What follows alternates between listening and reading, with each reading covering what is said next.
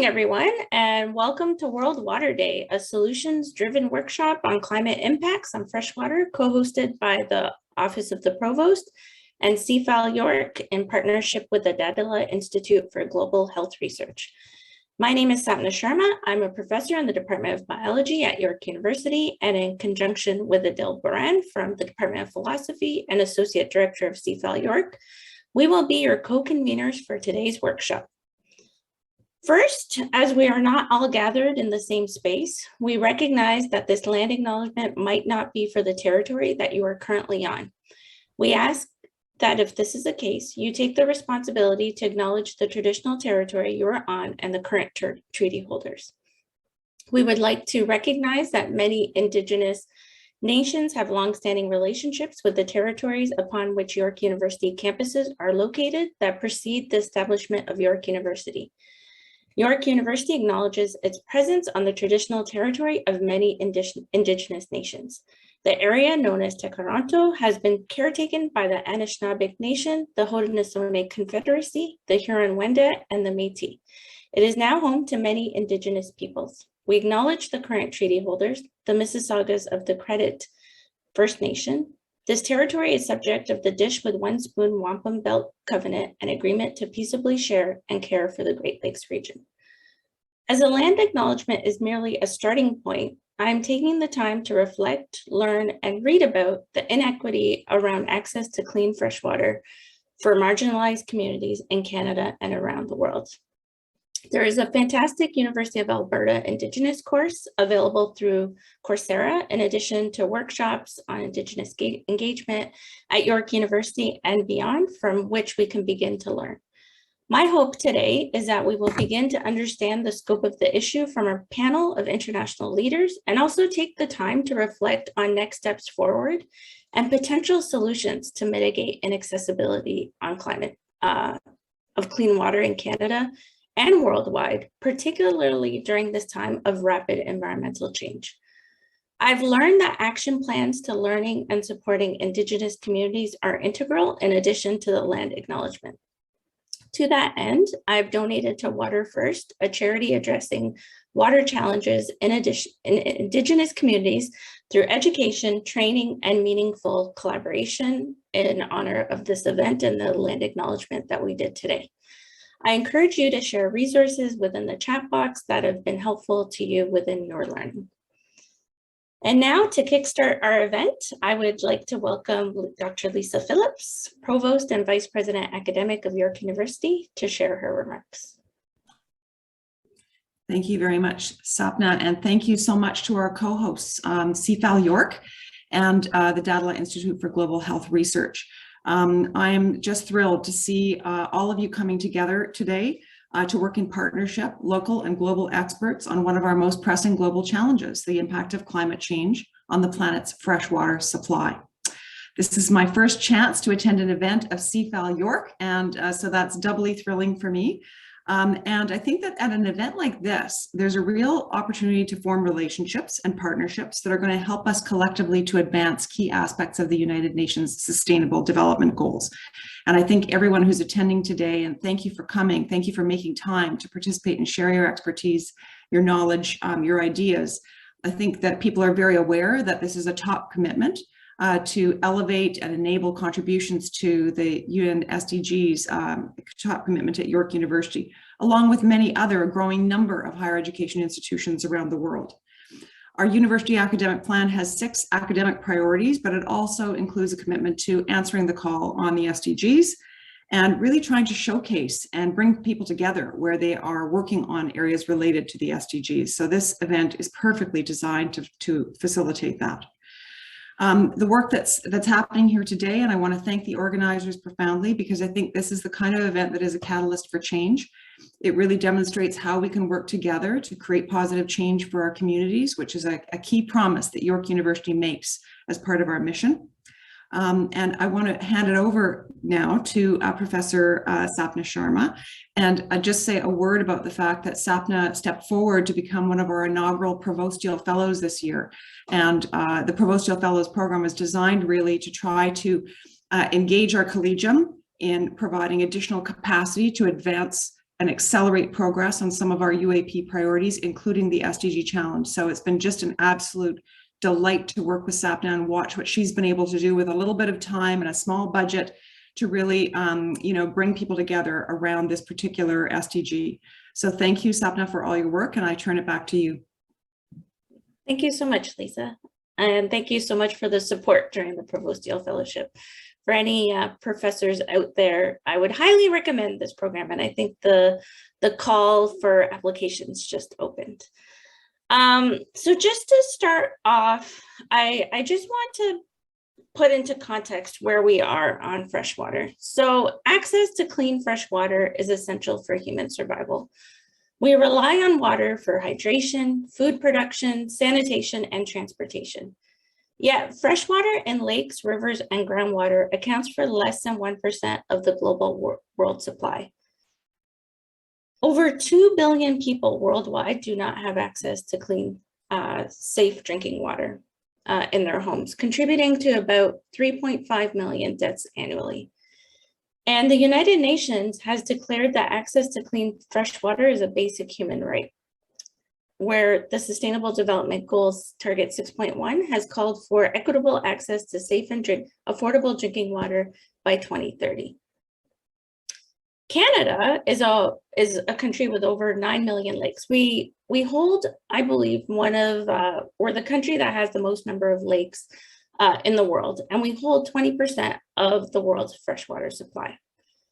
Although our freshwater is bountiful, we have 36 long-term drinking water advisories that are still in effect for 29 communities who have not had access to clean drinking water for over 10 years in this country. Alarmingly, 2/3 of these long-term advisories affect Indigenous communities, including those in Southern Ontario, where clean water is plentiful to neighboring towns and cities. Next slide, please. At the same time, freshwater is distributed unequally and primarily found in northern regions of the planet. This is a figure from one of the collaborative papers I published in the last year or two, where we identified many of the different stressors that affect our freshwater ecosystems. Climate change, land use changes, population growth, and increased water scarcity all contribute to the degradation of water quality. Furthermore, racial, socioeconomic, and cultural inequalities are readily apparent in patterns of access to clean fresh water. Global environmental degradation further decreases the risk of water scarcity, deterioration in water resources, and declines in biodiversity. And through this workshop today, we are hoping to learn from our speakers, moderators, and you on how to identify what are the issues surrounding water accessibility and also brainstorm potential solutions as we look forward to meeting the Sustainable Development Goals. Okay, and now I will pass it on to Dr. Adil Baran, Associate Director of CFAL York.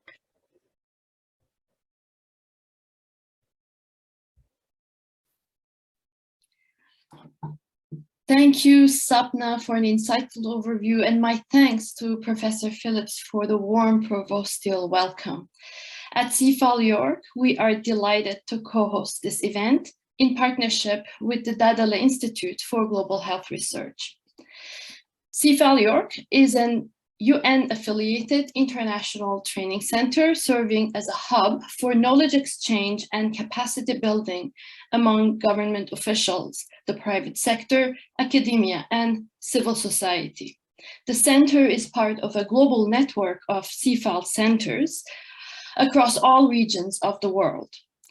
At the Dudley Institute, I'm thankful to Theresa Dean, and at CFAL York to Shirin Resk, who worked tirelessly to bring this event to you today, and along with a team of volunteers. Thank you very much to all. We have a great workshop for you today, and a minor housekeeping note that I want to highlight is that submit your questions in the Q&A box during the presentations, and we will select some of the questions and ask them to the speakers as we go. So without further ado, let's get started. Sapna, over to you. Thanks so much, Adil. It is my pleasure to now welcome Dr. James Urbinski, Professor and Inaugural Director of York University's Dudley Institute for Global Health Research. As a medical doctor, humanitarian practitioner, and advocate, a best-selling author, and a leading scholar in global health, Dr. Urbinski believes in actively engaging and shaping our world so that it is more just, fair, and humane. I had the pleasure of meeting Dr. Urbinski at Massey College at the University of Toronto over 20 years ago now. Dr. Urbinski is an inspiration to all of those who've had the pleasure to meet and work with him. I will now pass it over to you, James, for your keynote lecture. Okay, thank you so much. And let me just share my screen here. Okay, and I'm just going to ask, can you see my slides? Yes, we can see your slides. Yep, Okay. and this is in presenter mode. Perfect. Okay, that's great. Okay, well, Sapna, thanks so much for your introduction, and thank you to Adil for working with Sapna to put this together. This is a wonderful, wonderful workshop, and also thank you, Madam Provost, for your opening.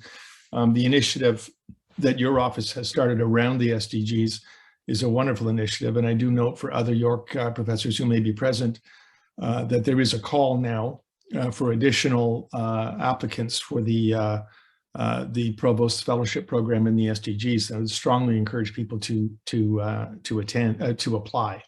So my task today is to give an overview, a context to World Water Day, which is today, March 22nd, and World Water Day has been an annual event since 1993, and the focus this year of World Water Day is on groundwater, and groundwater is part of freshwater.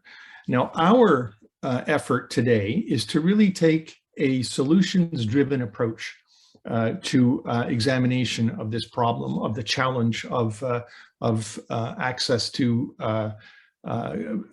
potable groundwater, and of the challenge around the socioeconomic and the political issues that are very much at play, in addition to the biological and biospheric issues that are very much at play.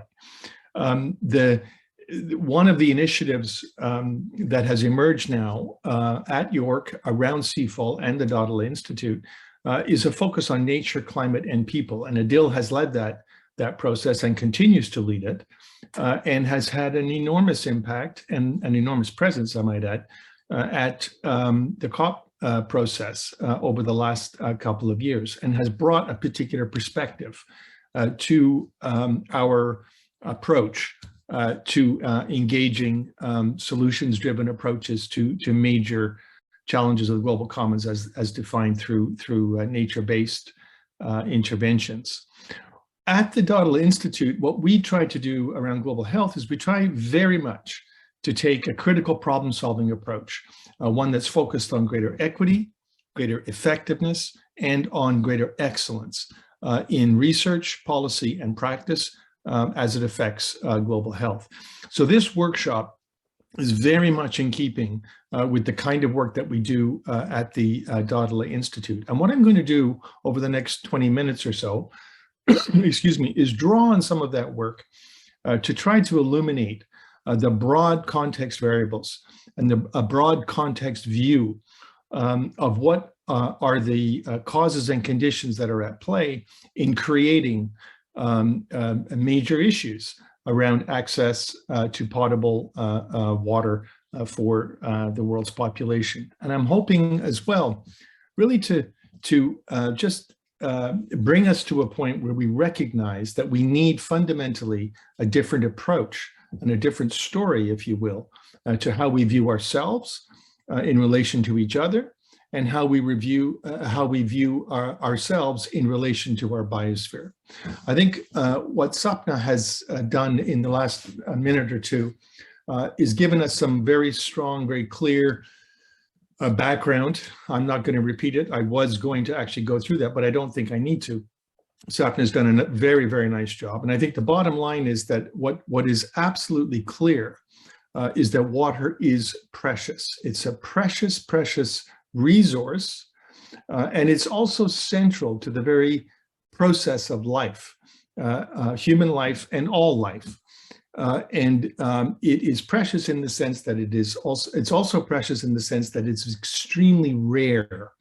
And less than, as Sapna has indicated, less than 1% of available fresh water is actually available for human use and for human consumption. So that is an extremely precious and rare resource that we need to see in a fundamentally different way.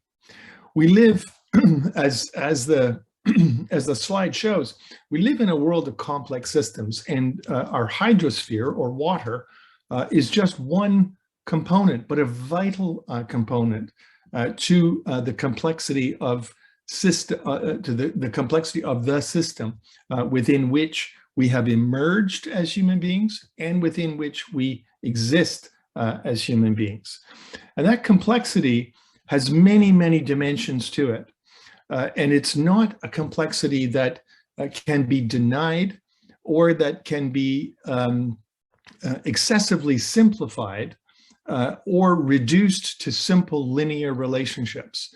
There are multiple causal relationships in the complexity of our biospheric systems. Again, within the system, the biospheric system, from which we have emerged and within which we exist.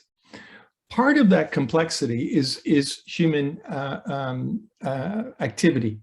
Now, one of the major driving realities and forces of human activity is population growth. And what we see from this, this graph is that in the last 650 years, from 1500 through to today, there's been a massive increase in human population. From around 300 to 500 million in 1500 to now in 2022, we are about 7.7 billion people. Now, in that relatively short period of time, that is a huge increase in human population and therefore in human impact. One of the other major impacts on our biosphere, one of the other major factors is that there's a huge shift in where we live, work, and play. In 1500, for example, we were very much a rural-based global population. Now, we are very much an urban-based population. And that's a massive shift in terms of how human beings organize themselves, in terms of how they live, work, and play. And urbanization is increasing. So that that trend is going to continue for at least the next 30 to 50 years, and we'll see beyond that. So these are hugely important causal conditions that drive human impact on a very fragile human ecosystem. What we also know is that across human populations, inequality is actually rising around the world, despite massive benefits and massive positive changes in human activity and human demographic markers. One of the key things that is absolutely clear, however, is that inequality among people is actually increasing around the world. And I won't go into the details of this, but what you can see is that for each of the 5 regions of the world that are evidenced in the image, in the graph, by different color, what you see is there are slightly different patterns within each region of the world. And yet the overall pattern is an increase in inequality. And what this tells us, because there are different patterns, what this tells us that institutions and policies matter in shaping equality or in responding to inequality. At the same time, just to give you a sense of how vast and how significant human activity is, of the 7.7 billion people on the planet today, there were 4.4 billion air passengers carried in 2019. And that means that there were more than, in 2019 pre-COVID, that means there were more than 12 million people in the air on any given day in 2019. Now that is just absolutely phenomenal in the relative scale of human activity. And if we think about the impact of that on our biosphere in terms of greenhouse gas emissions and so on, it's just one marker, but it's a marker of a particular kind of complexity to human civilizational activity that is absolutely profound in its scope and its scale and also in its impact. And it's just one marker. So great is the range of human activity and growth of human activity over the last 700 years primarily, but very specifically since the onset of the Industrial Revolution. So great is the scale and scope of human activity that this period of time has now been named the Anthropocene, the human epoch. And this is the period of geological, environmental, and biological transformation of the planet by human beings. And so great is this activity that this has and now is causing what has been described as the sixth extinction, the sixth massive extinction of various life forms on the planet. The reality is that human activity is so significant that we have already crossed 3 of 9 biospheric planetary boundaries that define the complexity of the system within which we exist. And we are on the verge of crossing 2 more. This is very significant because once boundaries are crossed, our ability to predict and to understand the implications of having crossed that threshold, our ability diminishes, and our ability to understand the complexity of positive and negative feedback effects on biospheric systems, on these at least arguably defined subsystems, our ability to actually understand that essentially evaporates. And we're already at that point, frankly, with the impacts of climate change, with biological diversity loss, with the impact of biogeochemical nitrogen and phosphate, secondary to agriculture. These impacts are so massive, we actually are unable now to make highly accurate predictions about the negative effects of these boundary threshold disruptions. So my point is that we live in an extremely complex set of systems, and we call this in the most generous and simple of scientific terms a system, a complex biospheric system that has a series of sub-dynamic components to it that we are only just beginning to understand.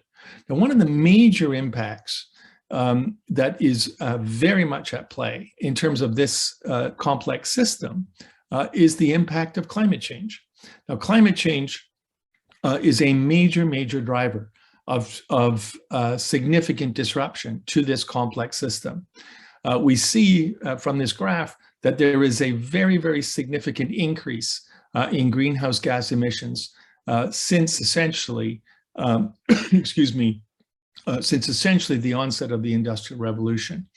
And we see that those greenhouse gas emissions are not coming down, they're actually increasing. And this is well beyond the normal that you can see in the graph, the normal variation of carbon dioxide emissions over the last 650,000 years or so. So this is a very, very significant moment. And what this does in very practical terms is it has immediate, measurable, discernible impacts. This graph shows the very significant increase in the number of extreme weather events since 1950 through to 2012. And what it shows is a very, very significant upward trend in the number of extreme weather events. And what I can tell you is that even if we got if every single effort to reduce greenhouse gas emissions were implemented this afternoon by 5 o'clock, what we would see for the next 30 years is a continued increase in extreme weather events. And this is because of the negative and positive feedback effects within the complex system that I've just very generally outlined just a few minutes ago. And now this is a graph that shows us where we're going in terms of global warming based on various policy scenarios. And I won't go through it in detail, but what I will show you, or what I would like you to note, is that current policies, if implemented, mean that we will, by 2100, be within a 2.8 to 3.2 degree Celsius warmer world. That's current policies. So what that tells us is that, for example, extreme weather events, that is only going to increase in terms of severity, scale, and scope, unless we have a radical shift in how we approach and implement greenhouse gas emission reductions. Climate change is increasing people's vulnerability to humanitarian crises around the world. And just for example, the world's 8 worst food crises are all linked to both conflict and to climate shocks. For example, in the Chad Basin, climate change amplifies, and actually drives conflict. And over on the left of your screen, what you see is in the upper box is 1973, the lower box is 2017. In the upper box, what you see is a dark blue area. Well, that's Lake Chad in 1973. In 2017, you see a very much smaller lake, dark blue area, and that is also Lake Chad. Now, what's happened is Lake Chad is essentially evaporating because of the impacts of climate change, and it's also evaporating because of the impacts of climate change on underground aquifers. And this is driving competition for less and less potable volumes of potable water, and less volumes of water for agriculture, and less volumes of fish that are fished in the Chad in the Lake Chad region. And this is driving massive movements of people who are unable to feed their kids, and therefore are looking for other ways to survive themselves, and also to survive as families and as ethnic and cultural groups.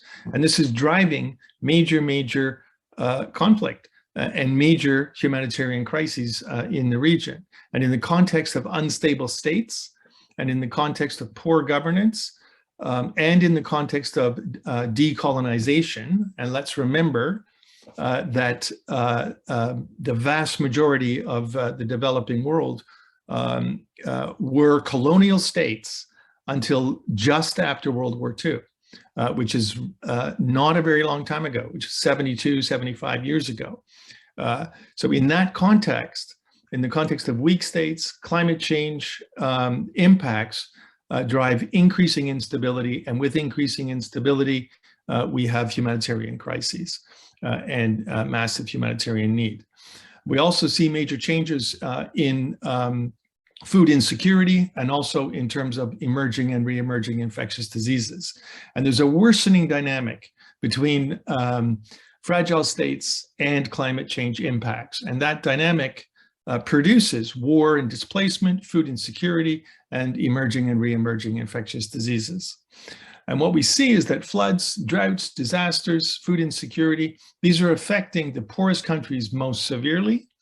And those who are the people who have done least to create climate change impacts, they are the ones who are suffering the most in terms of the consequences of those impacts. And what we see here in this graph from OCHA, Office for Coordination of Humanitarian Affairs, is that the number of people in need of humanitarian assistance is on a very significant increase. This is the highest number since the end of World War II.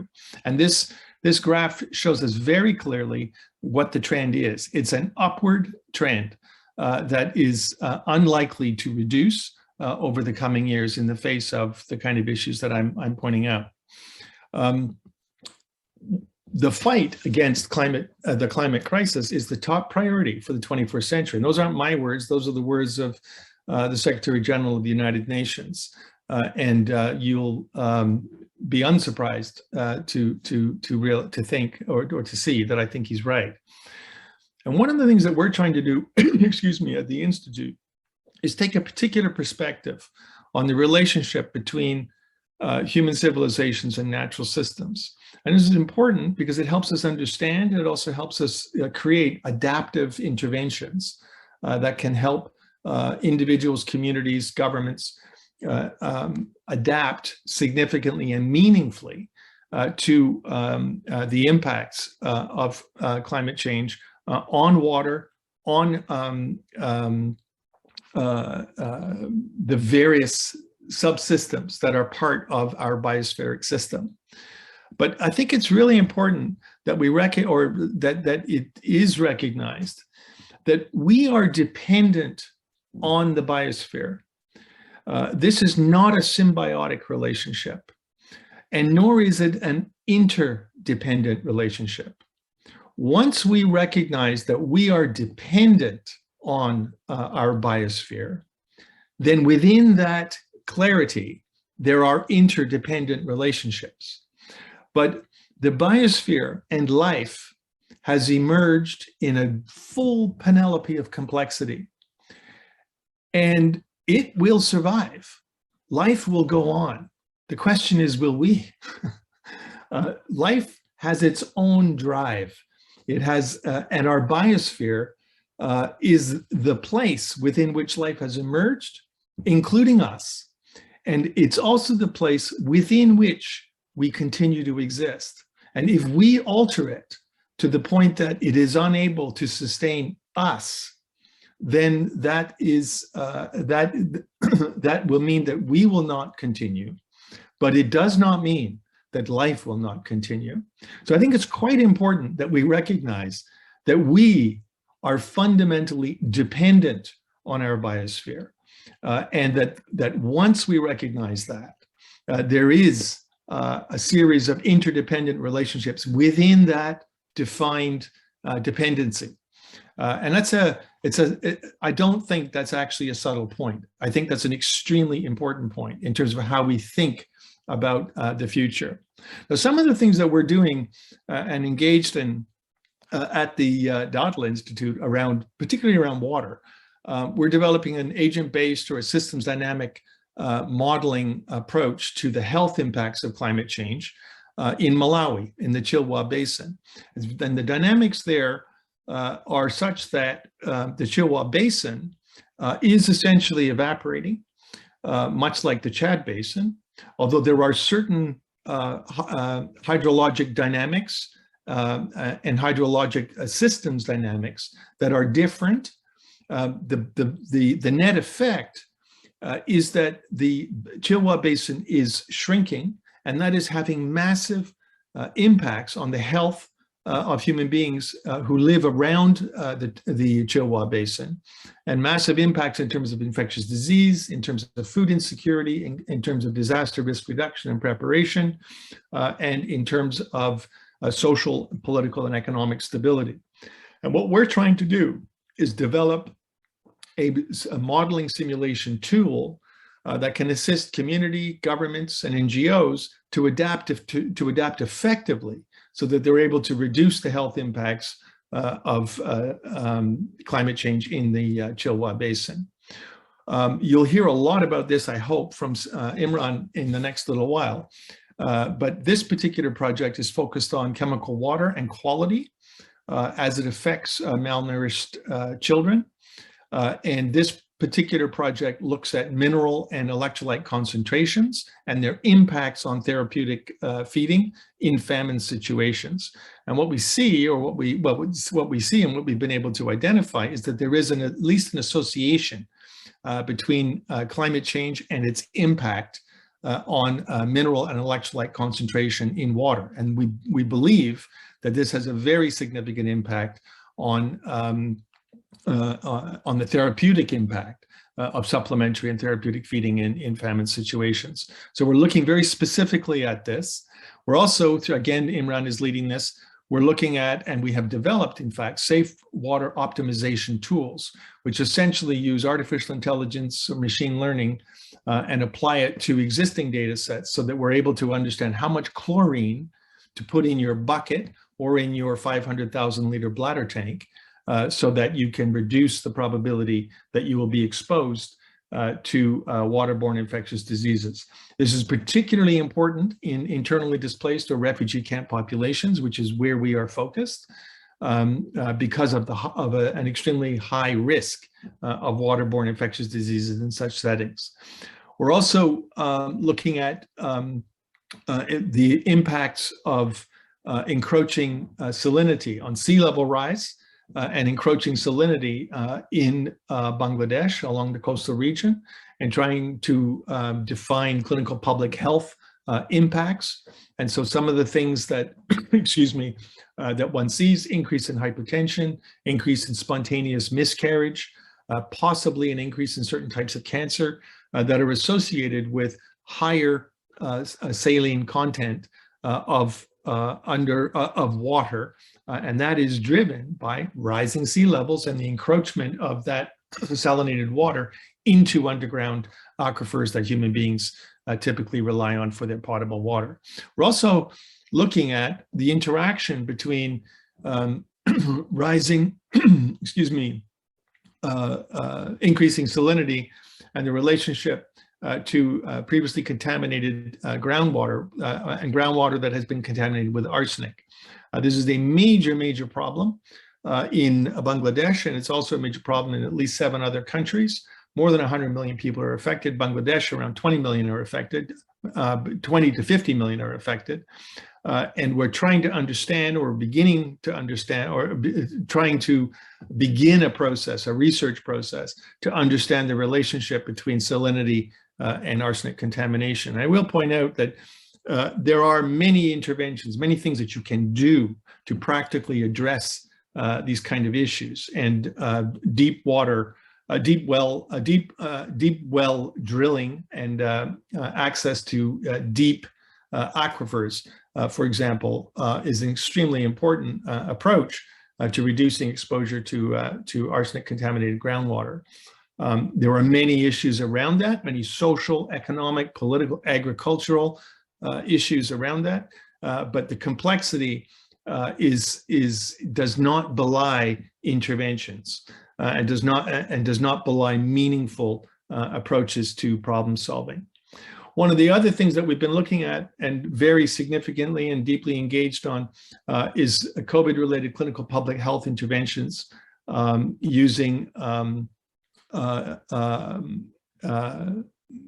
essentially, or having created essentially a consortium of about 50 academics, 4 here at York, and then the balance across 8 African countries. And what we're doing is using artificial intelligence and machine learning to model the reality virtually on a daily basis of COVID in 8 African nations, and providing policy prescriptions around public health interventions, which include vaccination, but also include water and sanitation, which are critical to containing, controlling, and mitigating the impacts of most infectious diseases, and in this particular case, critical to containing, controlling, and mitigating COVID. One of the other major projects that we have is our Planetary Health Film Lab, which really focuses on storytelling, on helping and teaching youth filmmaking skills, where they can use their mobile phone to make short videos, which are then used for advocacy purposes at the United Nations COP process, at UNESCO, and through the UN Climate Youth Report. This is a very, very successful program, and we're now this year very much focusing on Indigenous youth in the South American region and in the Arctic and circumpolar region of the planet. The last thing I just want to tell you about is anticipatory action research. We're working with OCHA, the Office for the Coordination of Humanitarian Affairs, to develop a framework around anticipatory action interventions to reduce the impacts of cholera. That's our particular focus. And we've been working with OCHA for the last year to really define, advise on defining a framework for thinking about anticipatory action. There's a whole series now of projects that have been launched through OCHA that are applying this framework to reducing the impacts of cholera in crisis settings. And cholera is the primary example of a major waterborne infectious disease, and that has a huge immediate impacts in the most vulnerable of social political circumstances, i.e. war, famine, and social instability. The last thing I just want to mention that has been mentioned and is extremely important is that water quality in Canada for Indigenous peoples is a major, major issue. It has been for many years, and there have been efforts to address this, but those efforts are imperfect. They're ongoing, and they are evolving, and it's good to see that there is movement, and very significant movement, but we'll see where this actually lands. The fact that so many Indigenous peoples in Canada still do not have access to clean water is very much an ongoing symbol of colonization. This is not, in any way, a kind of rhetorically kind of polarizing statement. This is just a fact. Colonization has defined the nature of relationship. It has imposed a dominion-oriented perspective on governance, and it presupposes many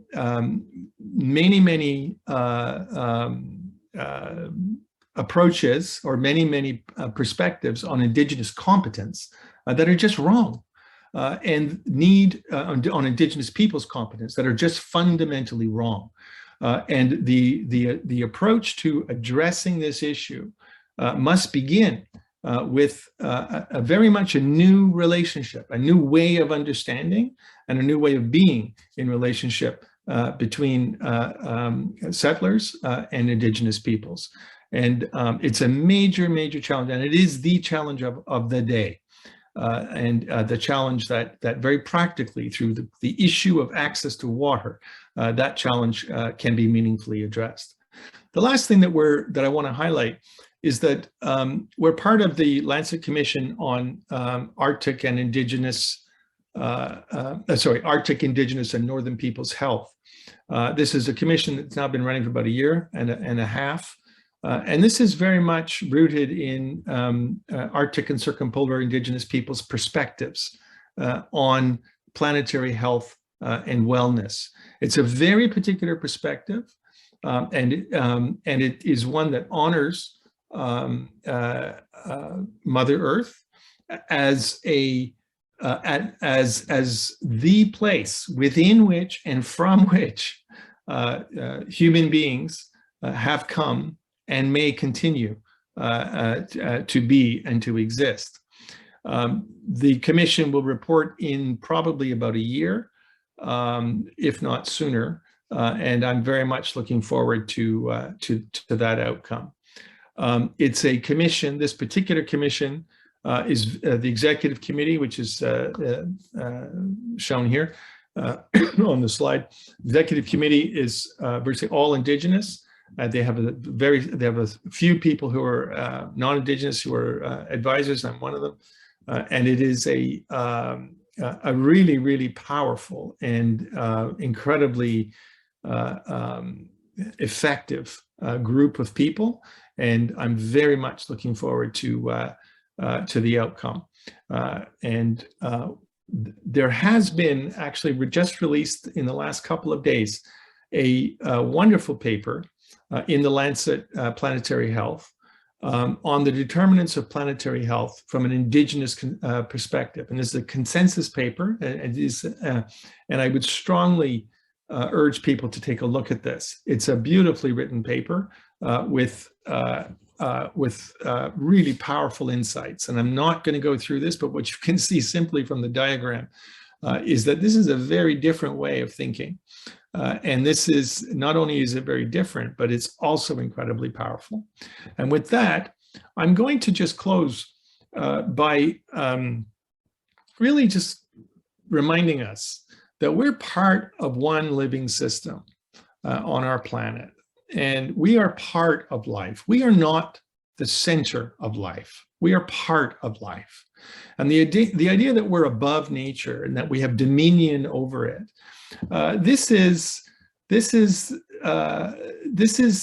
it's time to let go of this arrogance.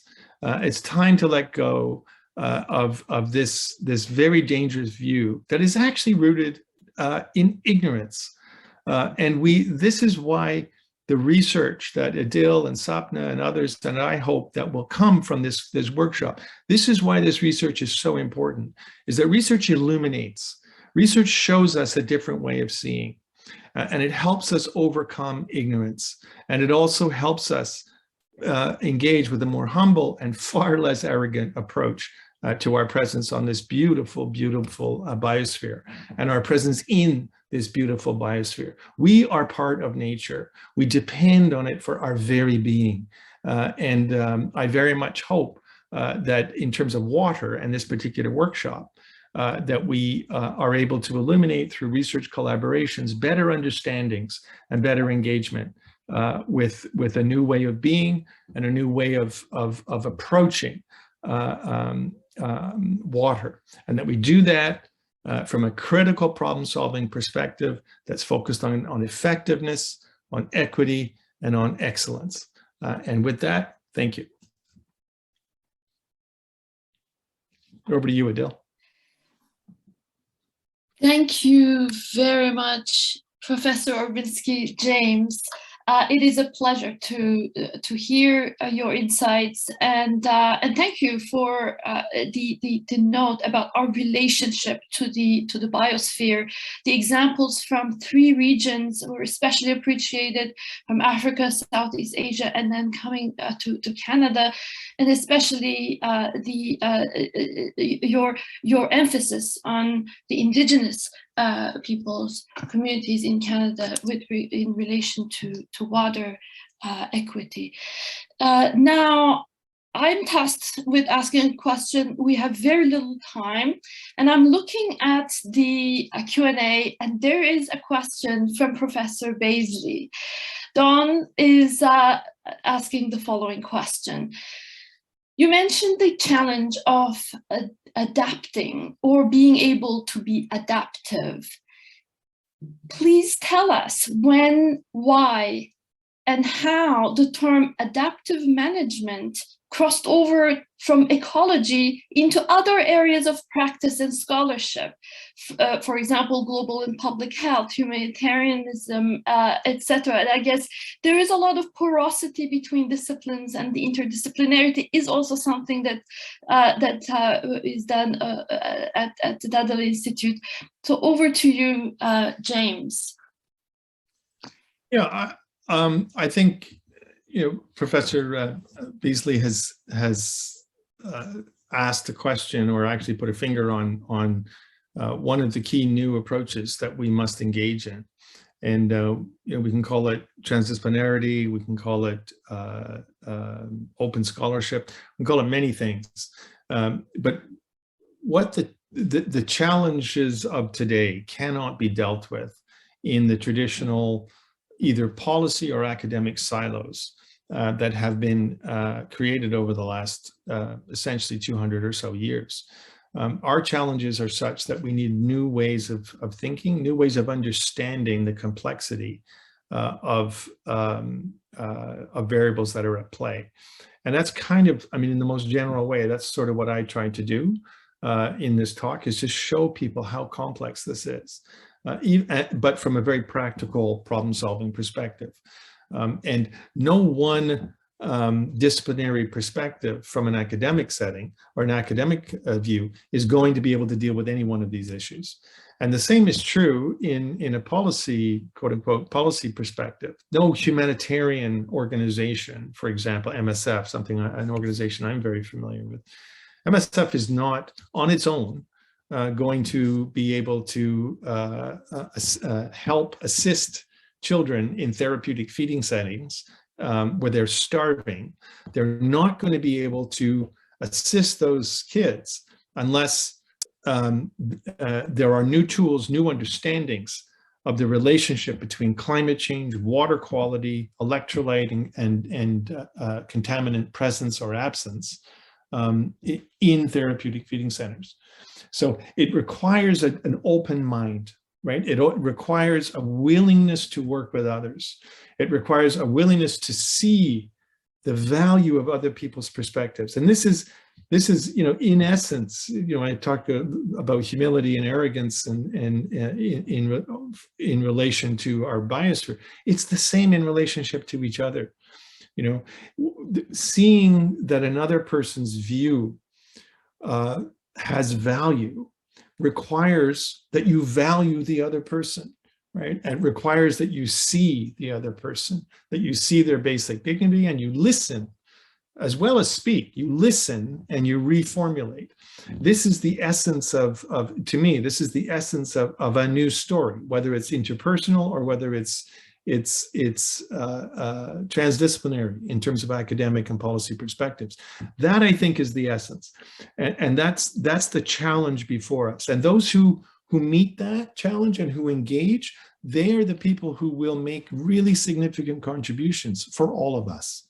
And so that is our challenge, to engage in transdisciplinary, meaningful, critical problem-solving research that's focused on adaptation and helping people overcome the very practical challenges that they face. James, it is a pleasure and an honor to hear your insights. Thank you for dedicating your time today to give this keynote address. Very welcome. And I would just say good luck for the rest of the day. I wish I could join you, but I know with Sapna and Adil, and with some of the if not all of the speakers and the workshop participants, it's going to be a wonderful day. So I very much look forward to learning from you, Sapna and Adil, the results of the day. So thank you. Thank you, James. Without further ado, I'm turning over to Sapna to start the panel. Sapna, over to you. Thank you. And thank you again, James, for that keynote and setting the stage for our workshop and our breakout rooms. And really what we're trying to do today is to, break down the silos within York University and work across disciplines for this very important issue. And now we're going to move on to our panels, starting with global human and environmental health. I'm pleased to first introduce Dr. Daniel Alago from the University of Nairobi. I had the pleasure of meeting Dr. Alago where we were both panelists as climate experts reflecting on COP in Glasgow, and I'm so delighted that you agreed to join us and share your expertise with us today, Daniel. Dr. Alago is an associate professor of geology, chairman of the Department of Earth and Climate Sciences, and research director, Institute for Climate Change and Adaptation at the University of Nairobi. Professor Alago has contributed to the Africa chapter as lead author in the current IPCC Working Group 2 assessment report. He is a fellow of the National Academy of Sciences, the Geological Society of Kenya, the African Academy of Sciences, and the World Academy of Sciences. Thank you so much for joining us today, Daniel, and we look forward to hearing your insights. Thank you very much, Sapna. Let me share my screen.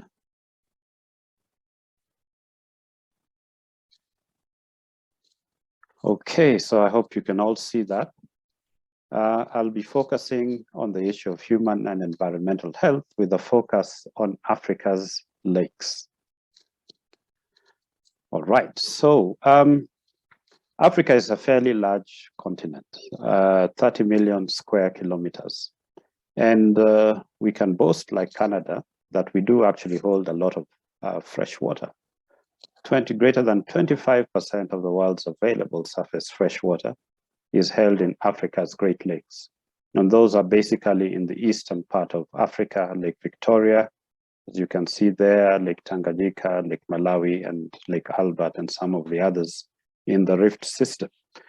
They're also quite biodiversity rich, with more than 2,000 species of cichlid fishes alone, which constitute about 10% of fish species worldwide. Now we have many people living around these lake basins. For example, around Lake Victoria, we have about 50 million people, which is more or less the same as the entire population of Kenya, where I'm from. And so these lakes are very heavily utilized for transportation, water supplies, fisheries, recreation, tourism, and other ecosystem goods and services that they provide. But we've been seeing, major impacts of human activities on these lakes, including sedimentation, eutrophication because of nutrient inputs, overfishing to meet the demands of the growing population for food as well as for the export markets, species introductions, pollution because most of the industries are located along rivers that feed into the lake systems, and also from diffuse pollution from agriculture. The other aspect is that global warming and climate change are also posing major threats to these particular lakes. And I'll probably mention some of them a little bit later on. But I want to point out a very significant development that took place a couple of weeks back at the UNEA Congress in Nairobi, is that they came up with a resolution 5.2 on sustainable lake management. And this really brings lakes now to the fore of issues and debates around fresh water. So some of the lake stressors, and I mentioned some of them, is just the major land degradation that is taking place. We have a lot of agricultural expansion and poor land management that run concurrently. So we see a lot of erosion of sediments from the lake catchments being conveyed into the river systems and eventually being deposited into the lakes, which are really the integrators of everything that comes from the catchment. And this rapid sediment accumulation is having major impacts on the habitats and the organisms that live within those aquatic ecosystems. We also have nutrients, especially nitrogen and phosphorus, also being brought in via the atmosphere and being deposited on the lakes. And these kind of impacts become much more important where you have lakes with very large surface areas, like Lake Victoria Basin. And the biomass that is being carried into the lakes come from as far away as Southern Africa into the Eastern Africa region. I've already mentioned the issue of chemical pollution from agriculture and industries, and we can see some of its impacts in Lake Nakuru, where the pollution affects the flamingos, and the flamingos are really a big attraction to the tourism market in the Eastern Africa region. But lake aesthetics are also being affected by the pollutants. So we see a lot of discharge of untreated sewage from towns into the lakes. So that again increases the eutrophication of the lake systems. Overfishing, really trying to meet the demand for both the local and export markets. More recently, over the past 6 years or so, there's been the introduction of cage culture in the lakes. And again, this brings in new challenges of pollution, introduction of exotic species, as well as new diseases. Our lakes, most of them tend to be fringed by wetlands, and the wetlands are also coming under threat of irrigation schemes and cultivation, overgrazing, especially during the dry seasons, and harvesting of resources such as reeds, etc., to be able to make furniture and other items. In relation to climate change, we also have this phenomenon of lake heat waves, which has also been amplified in the IPCC Working Group 2 report, which indicates basically that as we move into the future over the next, say, 20 years or so, we expect the lake temperatures to rise by between 2 to 3 degrees centigrade.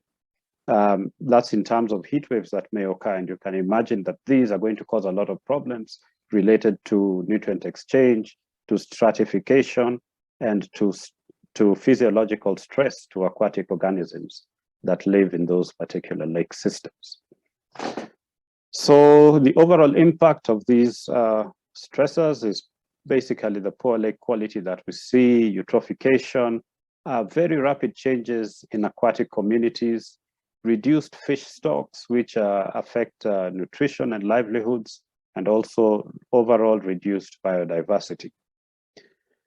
Changes in the food web structure also are occurring because there are a lot of hydrological changes that are occurring, and many of these are being driven by climate change.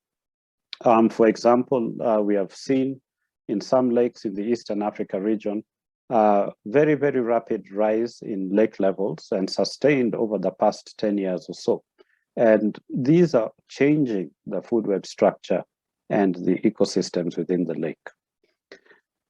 We also see reduction in the amount of available habitat through sedimentation, particularly in littoral zones. In some cases, we see changes from rocky littoral zones to really sandy littoral zones, and those have an impact on the aquatic invertebrates and other species that live within the lakes, and examples are in lakes Tanganyika and Malawi. Eutropia and anoxia are becoming much more frequent. We see events occurring, and we see sometimes massive fish deaths occurring. And we also see now very rapid aquatic species extinctions, and also invasions and introductions that have had major impacts again on the aquatic species composition and balance within the lakes. And in some lakes, like in Lake Malawi, we have seen the elimination of the cyprinid fish from a combination of siltation and fishing pressure. And on the right-hand side there, you can see one of the big threats that we have in some of our major lake systems here is the water hyacinth bloom, here blocking the Kisumu ferry terminal. So there are also social impacts. Fisheries and aquaculture, as I've mentioned already, are really important for food security in Africa. And a huge amount of revenue is actually generated from the inland fisheries. And in 2013, it was estimated to be $626 billion US dollars, contributing a significant percentage of the GDP of the continent. And there's demand for water from lakes for multiple uses.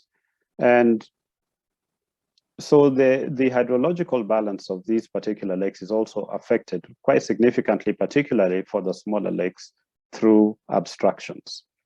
And we do understand that there is an interaction between lakes and the rivers and groundwater systems. And so when one looks at that hydrological connection that exists, then when you look at the impact of all these human activities on the lakes themselves, will also in turn impact the groundwater systems that may be depending on those lakes for recharge, or which are discharging into the lakes. Loss of fish foods have been reported to adversely affect the nutritional status of communities that live around the lakes. And this is really affecting millions of people, as I've already mentioned, And the numbers could escalate exponentially as a consequence of the impacts, superimposed impacts of climate changes. So we see that income from lake tourism and fish revenues have declined, and the dependent communities, who are generally mostly poor communities, their capacity to actually improve their well-being diminishes because of those particular impacts. We also see that in terms of the degradation effects that are taking place, that there are also gendered aspects that we would have to look into and consider when we are looking to address these social impacts. For example, in the Kampala area, it was noted that wetland degradation affected men and women differently. So we do have a number of challenges when it comes to sustainable lake management, and governance challenges are really what I want to concentrate on here. We have 33 transboundary lakes on the continent, and associated with these lakes are another 63 international rivers, which normally mark the boundaries between different states, and about 72 groundwater systems, many of which are connected to these lakes and river systems. Political jurisdictions are important within and between countries, because we may have slightly different or maybe significantly different ways of managing the environments, but the catchments of lakes and the lakes themselves are not biophysical features which do not know these boundaries. And competing needs also come into play, because different countries have different ways of looking at how they want to develop their countries. So all of these make it really difficult to come up with a comprehensive and coordinated manner in which to address the issues that are facing the lakes.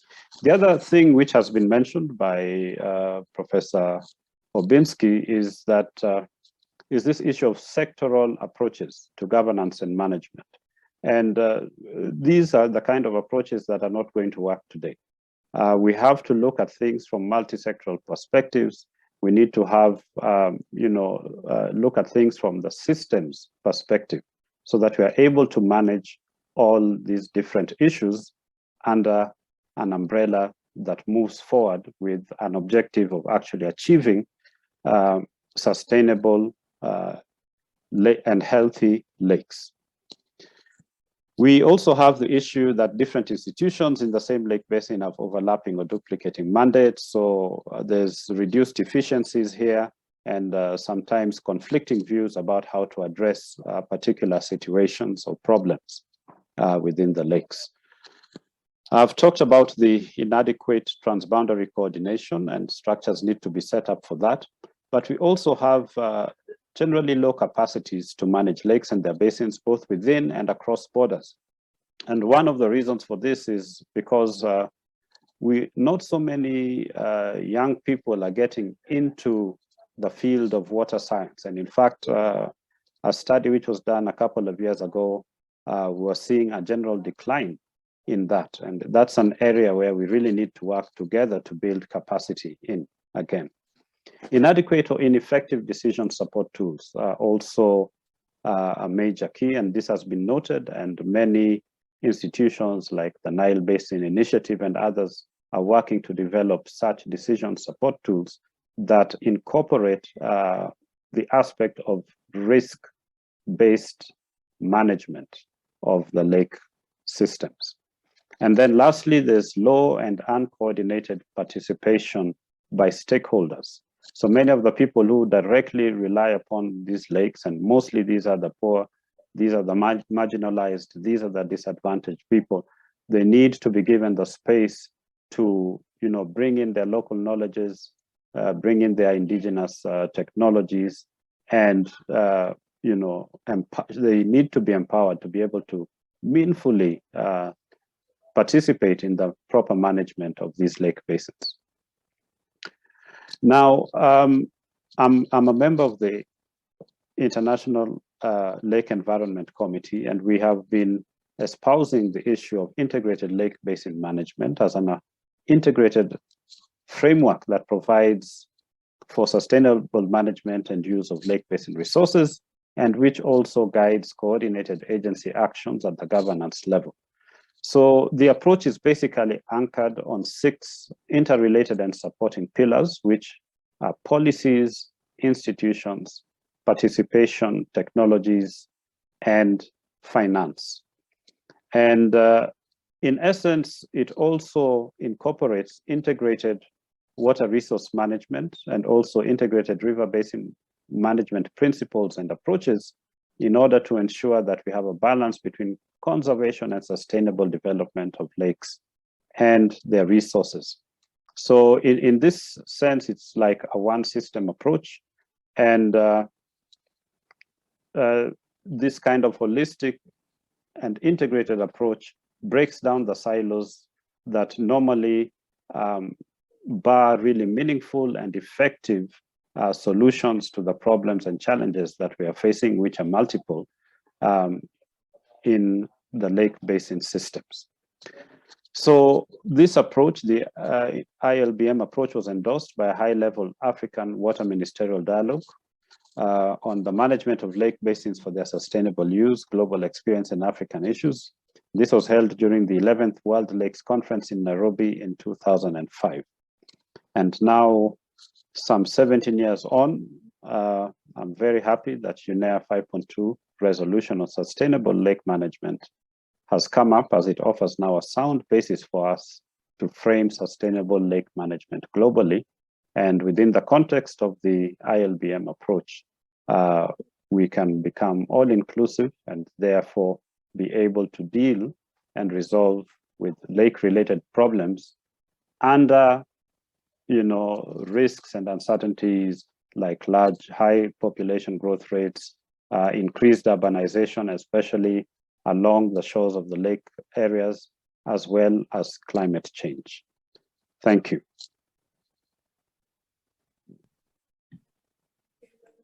Thank you, Daniel. That was wonderful. I just have one follow-up question for you.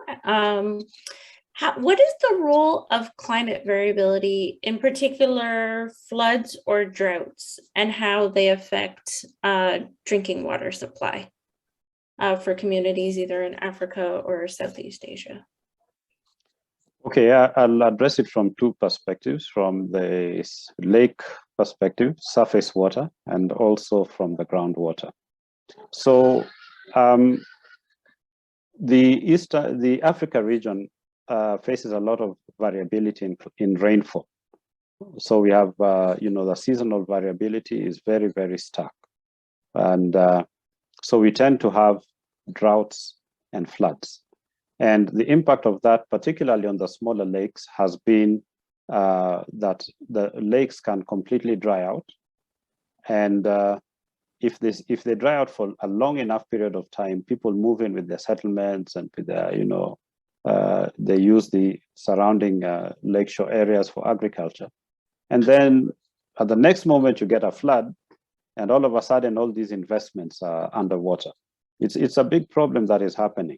In East Africa, for example, we have had lake level rises persistent in most of our lakes, and including Lake Victoria, the large lake, from around 2010 until today.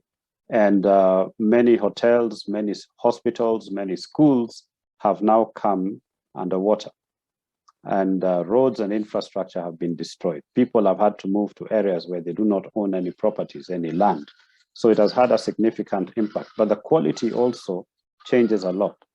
Because of the huge amount of nutrients coming in, algal blooms become much more frequent, so that towns which rely on water outtakes from the lakes to supply drinking water have major issues in dealing with that problem as they process the water. In terms of groundwater, it's a major resource in our dryland areas, and groundwater is, the groundwater aquifers within Africa have not yet been well enough studied, so that we are exploiting a resource about which we don't know the limits of its sustainability. I know there was a report that came out and said that Africa has a lot of groundwater and we should be exploiting that, but it's not that simple. The first thing is to be able to define that particular resource and find out, you know, how much of it is can be sustainably extracted. So the good thing for most of the dryland areas in Africa is that in relation to climate impacts is that with increasing you know, heavy rainfall events, we get much better recharge of our groundwater systems. So we expect to see benefits in that regard. And those particular heavy rainfall events will also buffer the drought seasons or the dry seasons when there's no rainfall. Thank you. Yeah, exactly. Thank you for highlighting those critical points and the differences between droughts and floods and how they affect the water supply. Okay, Adil, over to you. Absolutely.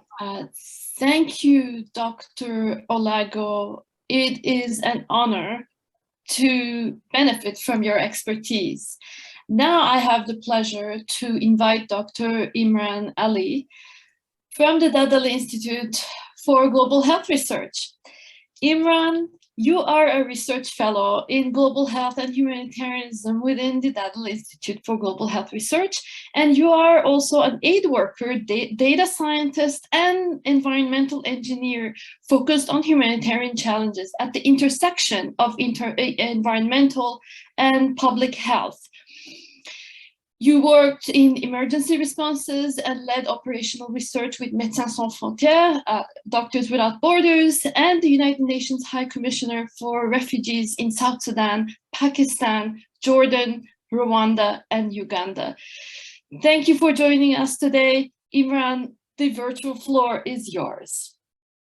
Well, thank you very, very much, Idil, for that very warm introduction. And thank you, Sapna, for inviting me, and Idil for putting this wonderful event on.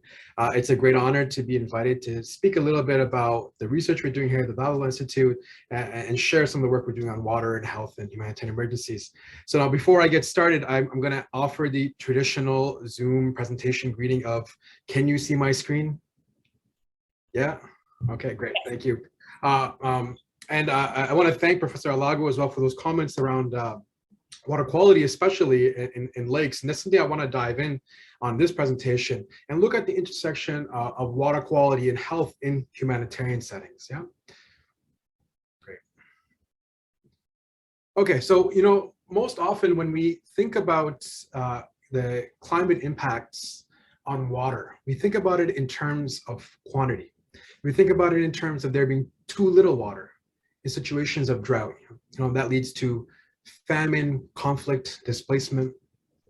Or we think about it in terms of too much water, leading to floods, the damage, widespread damage of agriculture, of infrastructure, displacement, and disease. Now, these are dramatic events, and they rightfully grab public attention and the media spotlight. But there's also a slow burning crisis going on too, having to do with the quality of water globally. Right. So I'm just trying to get all my windows in the right place here. Too many of these things. There we go.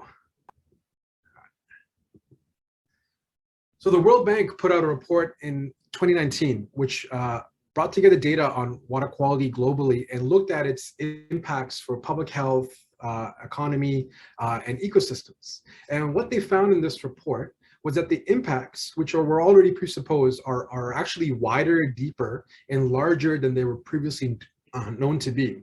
And this is likely to worsen due to widening industrial and agricultural contamination, population growth and water scarcity under climate change pressures, and persistent and intractable shortfalls on sanitation, drinking water, and other basic services.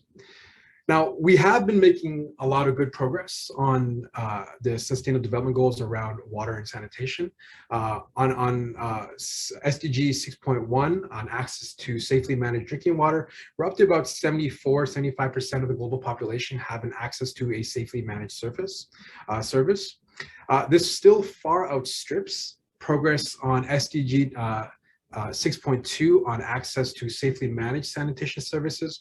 But the key thing really here is that these two things are inextricably linked. As long as there's inadequate sanitation, there's always going to be a risk to drinking water supply. The other interesting thing to note is that these large-scale aggregate figures hide important gaps about who is left without. Now, if you take that same data and disaggregate it to urban and rural, you can see massive gaps in both sanitation coverage and drinking water access, right? It's something around 20 to 26% difference between these categories. But what's not captured in these figures are the people who are in a state of exception. So populations that are in precarious situations due to conflict, displacement, or disasters, these are the folks that are the hardest to reach and are often not counted at all of these figures. Now, people in conflict and disasters, they oftentimes find that the water and sanitation systems that they rely upon are no longer functioning, or if people are forced to move, they're now in areas without those basic life-preserving services. And in these situations of exception, water and sanitation becomes an acute crisis. And the numbers are quite immense. As Professor Urbinsky mentioned at the start of the presentation, we had the highest levels of people in need of humanitarian assistance since the Second World War, and this is growing now with the conflict in Ukraine. So this is a considerable world population, portion of the world population, that is completely without access to one of these basic services and don't figure into these large-scale aggregated figures. Now, this is a graph from a recent study on infectious disease epidemics in refugee camps globally between 2019 and 2017, done with UNHCR data. Now, of the 5 leading causes of epidemics in refugee camps, 3 of them are waterborne: cholera, watery diarrhea, and hepatitis E. And keep in mind that this is just data where we have data from outbreaks and doesn't represent the slow burn of endemic disease in these settings. What we know for certain is that water-related threats are amongst the leading causes of mortality and morbidity in emergency situations. The image you see here is a hepatitis E isolation ward at the MSF, Médecins Sans Frontières field hospital in the Jamam refugee camp in South Sudan. And in 2013, I was there working as a water sanitation specialist with MSF. And while in the field there, we observed a major problem in the way that water and public health practices are implemented in emergencies. And we launched some research in response, and I'll tell you a bit about the solution that came out of it. Now, these camps in South Sudan, they were completely overwhelmed. They were underserviced and they faced multiple outbreaks of waterborne disease. Hepatitis E was one of these diseases affecting the camp. It's a vicious disease for which there's no cure. All we can do medically is offer supportive care. It has a very unusual pattern of attack, primarily affects young men and women in their 20s and 30s, and in the general population has a crew fatality rate of around 2%. For pregnant women, however, in the later stages of pregnancy in the 2nd or 3rd trimester, that CFR jumps to 20% for reasons that are not fully understood. Now, you can imagine this was incredibly difficult for the entire MSF team to witness. There were limited therapeutic options we could do after infection, so it hardened our resolve to beat back the outbreak by preventing its spread in the community. Now, to fight a waterborne disease, we had to work on improving water, sanitation, and hygiene, or WASH services in the camps. This meant expanding sanitation coverage, building out hygiene and hand washing infrastructure, scaling up hygiene promotion activities, and improving the safe water supply in the camp. Now, in humanitarian response, the most common method of water treatment we use is based on chlorination. It's particularly well suited for humanitarian context because it importantly provides residual protection against pathogenic recontamination of water. And humanitarians are guided by core standards on chlorination that are in the Sphere handbook or the MSF manual or the Oxfam manual. They all generally say the same thing about what the chlorination level should be, and these are considered to be universal targets applicable anywhere in the world. Now, in humanitarian settings, the usual practice is to dose chlorine at the storage or water production point and then monitor that the designated guideline value is achieved at the distribution point, that is a tap stand. But monitoring just at the distribution point misses what really matters for public health outcomes. The real question is, what is water quality like where people drink it? In a refugee camp or an IDP camp, people have to collect water from these public distribution points, carry it back to their shelters, and then store and use that water over many hours. How safe is that water where people are actually consuming it? Now, in South Sudan, in the face of that hepatitis E outbreak, we worked really hard and were able to achieve those core humanitarian FRC standards, chlorination standards at the tap stands. But when we went to people's houses, to the shelters to follow up and test the water they were actually drinking, very often we found it had no residual chlorine protection. In fact, because of that hepatitis E outbreak, the US Centers for Disease Control, CDC, had come in to investigate. And systematic surveys that they conducted found that between 40 and 58% of households that were collecting water from supposedly safe chlorinated sources had no detectable chlorine residual in their household stored water where they were drinking it. A group of virologists came in from the University of Barcelona, and they found human adenovirus in stored household water, which is an indicator of contamination. So we saw two things: that the water was unprotected by chlorine, and it was being fecally contaminated in people's home, all in the midst of a major waterborne disease outbreak, despite meeting the standard guidelines or being safe at the point of distribution. Now, this was, you can imagine, incredibly frustrating and worrying for us. So we start to do some digging on where these core humanitarian chlorination guidelines came from. We discovered that these chlorination standards were not actually based on any field evidence from humanitarian settings. Instead, they came from conventions in the WHO guidelines for drinking water quality, which are meant for municipal pipe water systems. So you can imagine the world of difference between a city where you drink water right from the tap and a refugee camp where people have to collect and store and use the water over many hours. Now, we presented this data that we collected in South Sudan and some of the questions and concerns we had around the core humanitarian guidance on water treatments in a paper in the Bulletin of the World Health Organization. And what we came to realize is that the existing guidelines, because they lack an evidence base and they're meant to be universal standards applicable in really diverse conditions all around the world, that just wasn't going to work. What we really needed as practitioners in humanitarian response situations were site-specific and evidence-based water chlorination targets that can demonstrably ensure that water is safe where people are actually drinking it. That's a real goal for protecting public health. Now, addressing that challenge meant grappling with a unique engineering challenge about what happens to water quality after water leaves the distribution network. Now, people have been studying chlorine decay in municipal pipe distribution systems for decades now. It's very well understood, but there's very little knowledge about what happens to water after it leaves the distribution network. It's not usually a problem in cities, so people haven't really looked at it, but in a refugee camp or an intermittent water system where people have to store and use the water for many hours after distribution, that becomes a major public health concern. So this led us to conduct some work with colleagues at Lausanne School of Engineering here at York, investigating and trying to model post-distribution chlorine decay for the very first time. We conducted studies in South Sudan, Jordan, Rwanda, and refugee camps to collect some data. And we developed novel methods based on numerical modeling using process-based models, as well as machine learning techniques to create the first approaches to modeling post-distribution chlorine decay. And this is work that we had published in Water Research and the Nature Partner Journal, Clean Water.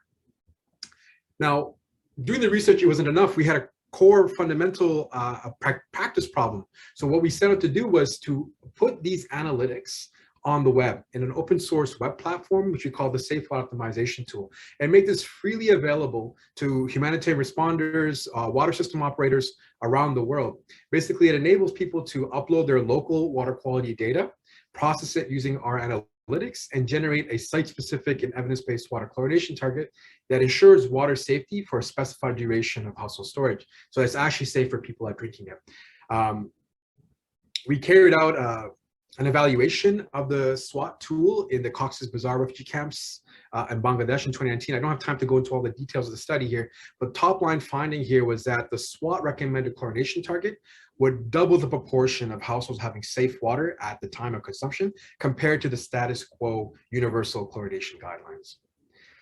Now, we're working to scale this tool up around the world through humanitarian agencies. In the past 2 years, our tool has been deployed in 6 countries by 6 humanitarian agencies, including some of the largest in the world in the WASH space, including Oxfam, BRAC, Solidarité, MSF, NRC, UNHCR, and others. And we're going to launch an updated version of the tool, version 2, this summer, and look forward to continue to support the uptake of the tool around the world. Now, this one example, this is a great example of the work that we're doing here at the Dudley Institute to really try to mobilize critical problem-solving research to respond to critical challenges that practitioners and communities in precarious situations are facing. Do the research, bring the right people together around the table, build solutions, and then pilot them, and then mainstream them into practice. This is one tool that we're doing. We're now trying to expand the safe optimization tool to look at other kind of outcomes, including direct public health outcomes in diverse humanitarian and non-emergency settings. James also mentioned at the start some work we're doing around chemical water quality and malnourished child health. Now, this is a really interesting problem because, in an emergency situation, a lot of the places we face food insecurity also have water scarcity. So you have a lot of malnourishment, but also very, very poor water quality. And what we've been finding is that some of the places in which we're doing famine responses have very, very poor water quality that can potentially adversely affect the recovery of children with severe acute malnutrition in these feeding centers. So we're trying to work with practitioners and building guidance and protocols for how we manage, how do we characterize this risk, and then how do we manage it in feeding centers. And that's just some examples of the work that we're doing at the Humanitarian Water Lab at the Dudley Institute. I think I've already gone way over time, so I'm just going to pause right there and just leave it open for questions. Thank you so much. Thank you so much, Imran. It's extremely inspiring to hear about your experience, both as a scientist and your work on the ground during the Hepatitis E outbreak in South Sudan, for example. It was very, very inspiring. There will be ample opportunity after the panel in the breakout rooms to engage, to continue with a Q&A. In the interest of time, I am now going to move to the second part of the panel. And the second part of the panel is going to focus on engagement with Indigenous communities and Indigenous water rights. I have the pleasure now to invite Dr. Angèle Alouk, and the pleasure also to introduce Angèle. Angèle, welcome, and I have the pleasure to introduce you. You are a cherished colleague and an assistant professor in the School of Gender, Sexuality and Women's Studies here at York University. You are a proud member of Big Stone Cree Nation in Treaty 8 territory, where you have carried out research on issues of sociology and family and work, and resource extraction, school-to-work transitions, Indigenous identity, and seeking the good life in work-life balance. It is a pleasure to have you here with us, and your current research examines just transition away from fossil fuels. We're thrilled to hear from you about your insights on water in Canada. Over to you, Angèle. Thank you, Adele. Also, thank you very much, Imran, for your presentation. You know,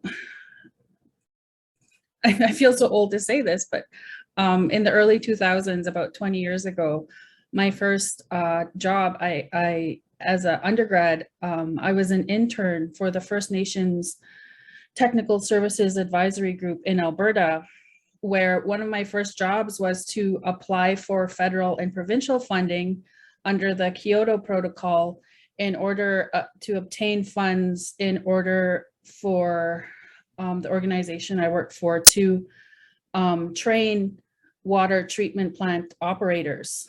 And what came out of that is that most First Nations have water treatment plants, but they don't have operators. So what we have in Alberta is a circuit rider program, where basically a water treatment operator goes from First Nation to First Nation throughout the year. And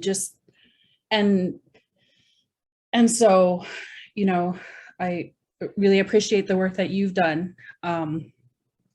Because it's a similar situation in First Nations. We don't have the right filtration systems. We don't have the human resources on the ground. We often have to, under the modernized Municipal Governance Act in Alberta. We have to buy water from neighboring cities and municipalities. And so, you know, a lot of the things you talk about internationally make me think of what's happening in First Nations. So I'm just going to share my presentation here. So in 2017, I actually wrote a letter of concern. Sorry, I just have to adjust my screen. I wrote a letter of concern to my First Nations. Can you still see the PowerPoint? We can see it in the view with the slides on the side. It's not in presenter view right now. Okay, I worry if I put it in presenter view that I'll do that. Okay, that looks good.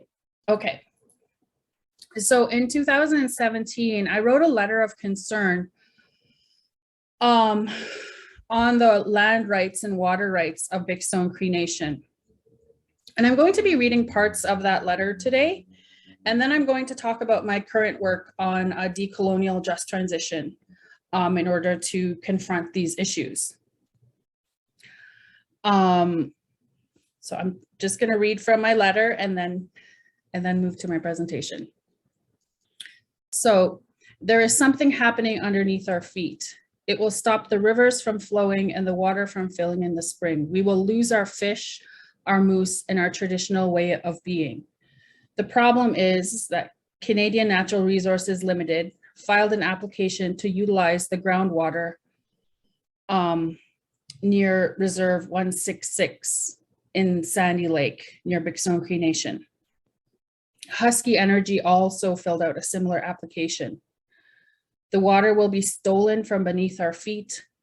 All Albertans and Canadians should be concerned because the hunger of the oil industry to expand knows no limits. And the loss of one water system upstream will damage the water systems downstream. It is not possible to drain one area of groundwater without disrupting every ecosystem to which it is linked. In February 2017, Big Stone Cree Nation also wrote their own letter of concern over the fact that these two oil companies plan to remove a combined 760 truckloads of water every day for 20 years. And this is a very Indigenous measurement of water because at my First Nation, there's some people who have access to the water pipelines, but there's still many people in my First Nation who get water delivered once a week from the water truck. So that's why I say they'll be removing 760 truckloads of water every day for 20 years. And the reason they're using this water is because brackish water is too expensive for them to process. So they prefer to use the clean groundwater, which will save them money. One oil company alone stated that the drawdown effect to surface water is estimated to 3 to 8 meters, meaning there will be no South Wabasca Lake in 20 years. It will be nothing more than a shallow creek to drink from.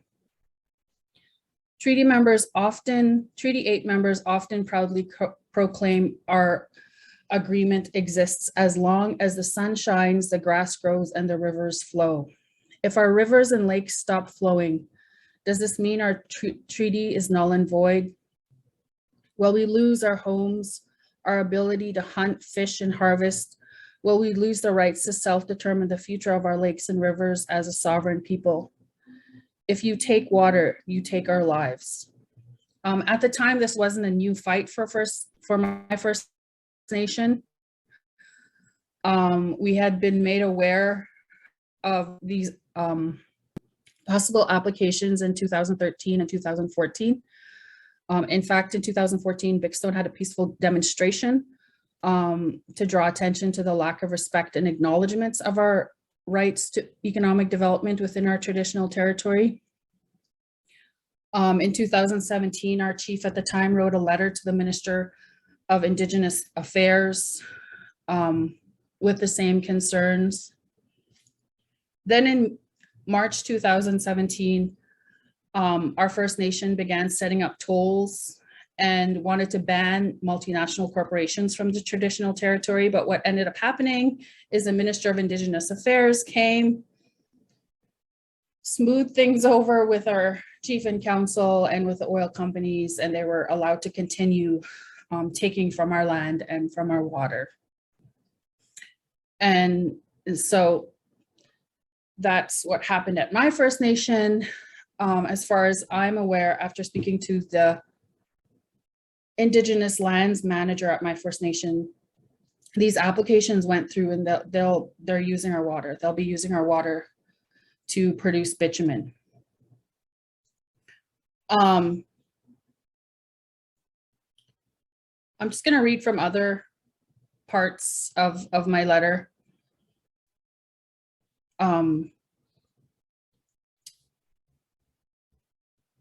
Sustainable development of the community should support the traditional subsistence practices of our people and should support a First Nations-led economic development plan. The sovereignty of our nation needs to be asserted.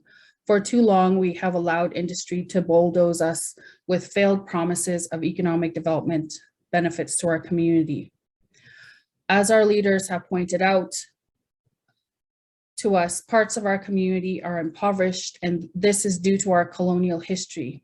The 2 residential schools that caused intergenerational trauma in my community and to so many of our people have left many vulnerable, and we must draw from those in our community who are strong to support the health and well-being of those scarred by colonialism.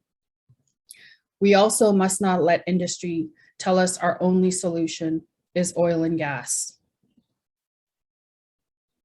I believe if industry and government want to negotiate economic development proposals, they need to be based on our rights as Indigenous peoples to eat local food, drink local water, and hire local workers for the collective good of those who choose to live locally on our traditional territory. For far too long, the shadow population of multinational corporations, employees from outside our community have outshadowed the rights of our people. As long as the sun shines, let it be the sovereignty of our people and the rights of our people that outshine the capitalist and colonial takeover that industry and government are proposing. We need to consider lives before jobs and jobs that can sustain lives. We need sustainable and permanent jobs, not the precarious jobs industry throws to us like scraps under the table. Remember, this is our land and this is our water, and let us be sovereign over it. And let us be stewards of everything that the Creator has blessed us with in this boreal forest where Big Stone Cree Nation is. As Adele mentioned, I'm a proud member of my First Nation. I grew up on Indian Reserve 166D, which is known as Muscotique. My father's family is from the North Wabasca Lake area, and my mother's family is from the South Wabasca Lake area. So I like to think it is the Wabasca River that connects both sides of my family. From these lakes and rivers, many of my people have built community. My family still fishes in these waters, and my relatives still hunt moose and wild game throughout our territory. My mothers and aunts still harvest in this area. Together, we pick wild raspberries, strawberries, saskatoons, blueberries, and cranberries. The women in my family still plant massive family gardens, which is a more sustainable way to feed our families. These subsistence practices allow us to feed our families fresh meat and vegetation, in addition to buying food at the store, which is expensive since we're a northern community. We hunt and fish from the Wabasca Lakes, the Trout Lake, the Peerless Lake, and the Sandy Lake, and towards the large Slave Lake in the Mount Martin Hills. Our traditional territory spreads far and beyond in the boreal forest.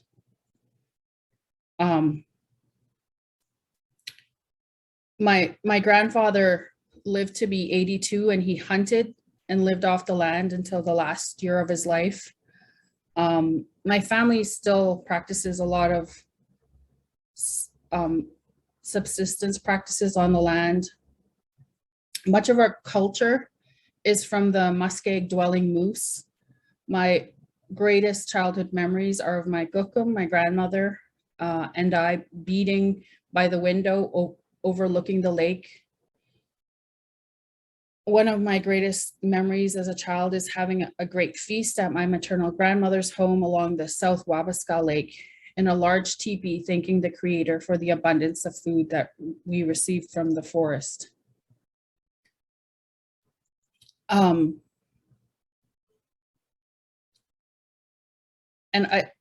So I'd like to move to a different part of my letter and then maybe move to my presentation. Sorry, I thought I saw something in chat, but maybe not. How do I close this? Oh no. So as mentioned from some of the previous presenters, we're not the first Indigenous community to confront issues with water rights. There's still a water crisis across Canada in which Indigenous people are denied the right to safe drinking water for a variety of reasons. Many First Nations community are still under boil water advisories, sometimes for years. My First Nation has had boil water advisories, mostly because of the old pipes that we have, that the infrastructure isn't well kept. And Human Rights Watch released a report citing the failure of the Canadian government to protect Indigenous people's rights to clean drinking water. That report prompted the federal and provincial governments to recognize water as a human right. And we saw that the federal government and the province of Alberta offered billions of dollars of funding towards water and wastewater infrastructure. However, according to Human Rights Watch, money and new infrastructure will not resolve the issue of boil water advisories and First Nations having to ship in bottled water to drink. If you've ever been to a Northern First Nation, people don't generally drink from the tap. They don't trust tap water. And often people prefer bottled water. And we know that there's health issues with drinking bottled water all the time. And so I'm just gonna end this. In addition to our human rights to drinkable water, there's 2 articles within the United Nations Declaration on the Rights of Indigenous People that speak to our rights to conservation and the protection of the environment and our rights to self-determination and the development of our lands and resources. So that's just a slide that I've had up. If we do not closely monitor the situation, my First Nation will end up losing much of our potable water and will join the long list of First Nations without drinking water. We need to assert our rights to protect the environment, and the onus is on the provincial government and federal government to ensure our rights are protected.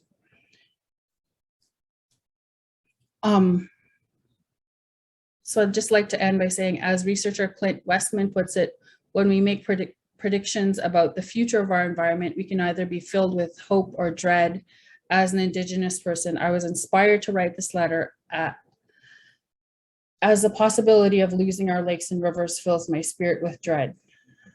But knowing our rights to land and water and our rights to self-determination fills me with hope that we will take notice of the situation and assert our sovereignty and come together to find a sustainable solution.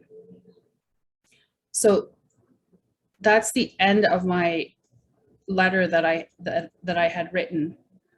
And I honestly don't know what the solution is, because the oil companies in my region are so powerful and they are using our water and they are taking our water. So this is maybe part of my solution. Is I've spent the last year working on a book about a decolonial just transition and what that means to move away from fossil fuels, because we know that resource extraction, especially the extraction of bitumen, requires a lot of water. So I've been working on this book called The End of This World with several co-authors. And there's a few principles in this book. There's 6 principles of just transition that we wrote in this book. And I just want to focus on the Cree law-based principles. So the first principle is the principle of Miopamatsuin, which means to live a good life. And in this book, we talk about it as having a meaningful, decent work in a caring economy. So having access to good jobs, valuing women's unpaid and paid work, valuing, those that work in human services, but also building a regenerative economy rooted in care that allows for meaningful work for all and affords access to land, water, air, food, and education. The other principle, I'm sorry, this is really tiny writing, and I'm sorry, I hope you can see it, but there's the other principle of Situskadawin, which means to be rooted in solidarity. It means to come together and pull together for change. And I think this is a meaningful principle, especially as we face the climate crisis and the fossil fuel industry, and we need to come together to come up with solutions and have solidarity among different social movements, different interdisciplinary researchers. But I think one of the most meaningful principles in Cree laws in terms of water rights and land rights for Indigenous people is Manachitawin, which, the translation that I offer here doesn't really do it respect. It means to be, basically it means to just take sparingly. Don't take too much from the earth, only take what you need. And this law really comes down to respect and reciprocity and having a balanced relationship with the earth. Manachitawin encompasses the principle and related doctrines of respectful relationships between all beings, animate and inanimate. This law is about maintaining a good relationship with the land, living in reciprocity with the land, and having a reciprocal relationship with the land, which means knowing that if humans treat the land in the right way, in turn, the land will provide for humans and uphold our well-being.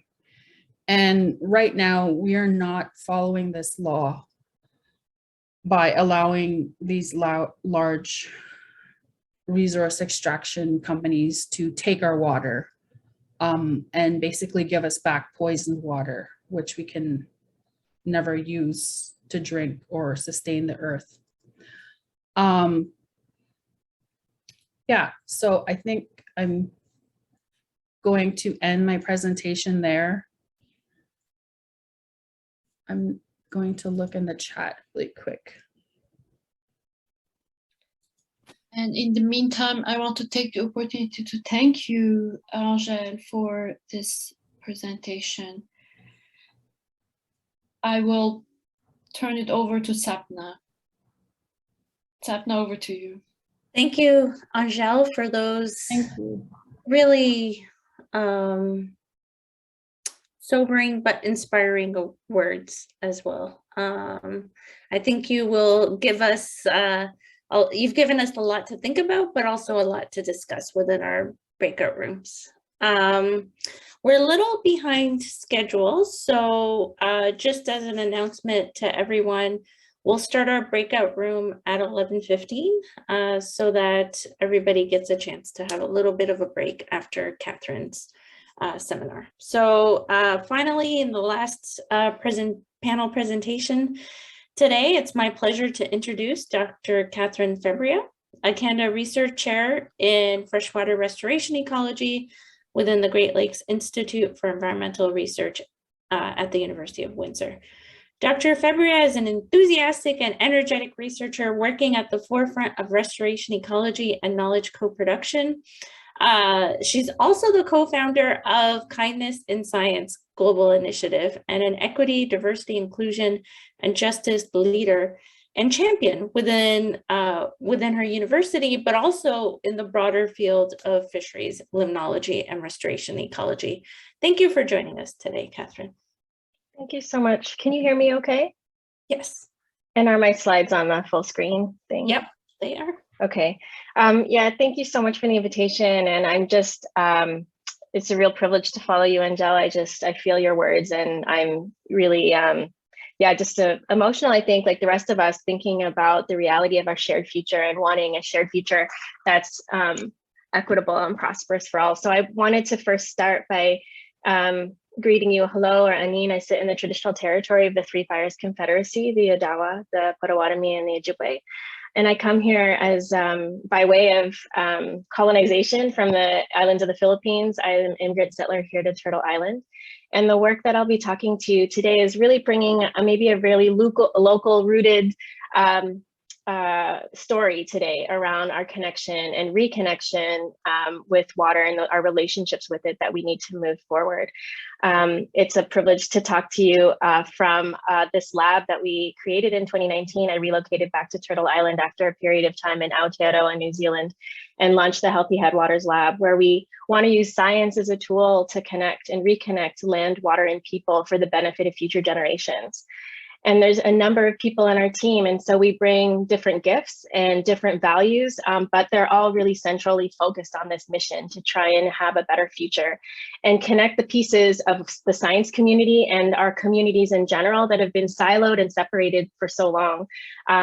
And so these are just some of the themes that we talk about. We really think about what is research and excellence, what is the role of a Western science approach in the landscape of all of the different ways in which we need to move forward, what are the values, and how can I, as trained as an interdisciplinary scientist, how can I use these gifts and skills with the lenses and experiences that I bring to try and advance freshwater restoration at a number of scales.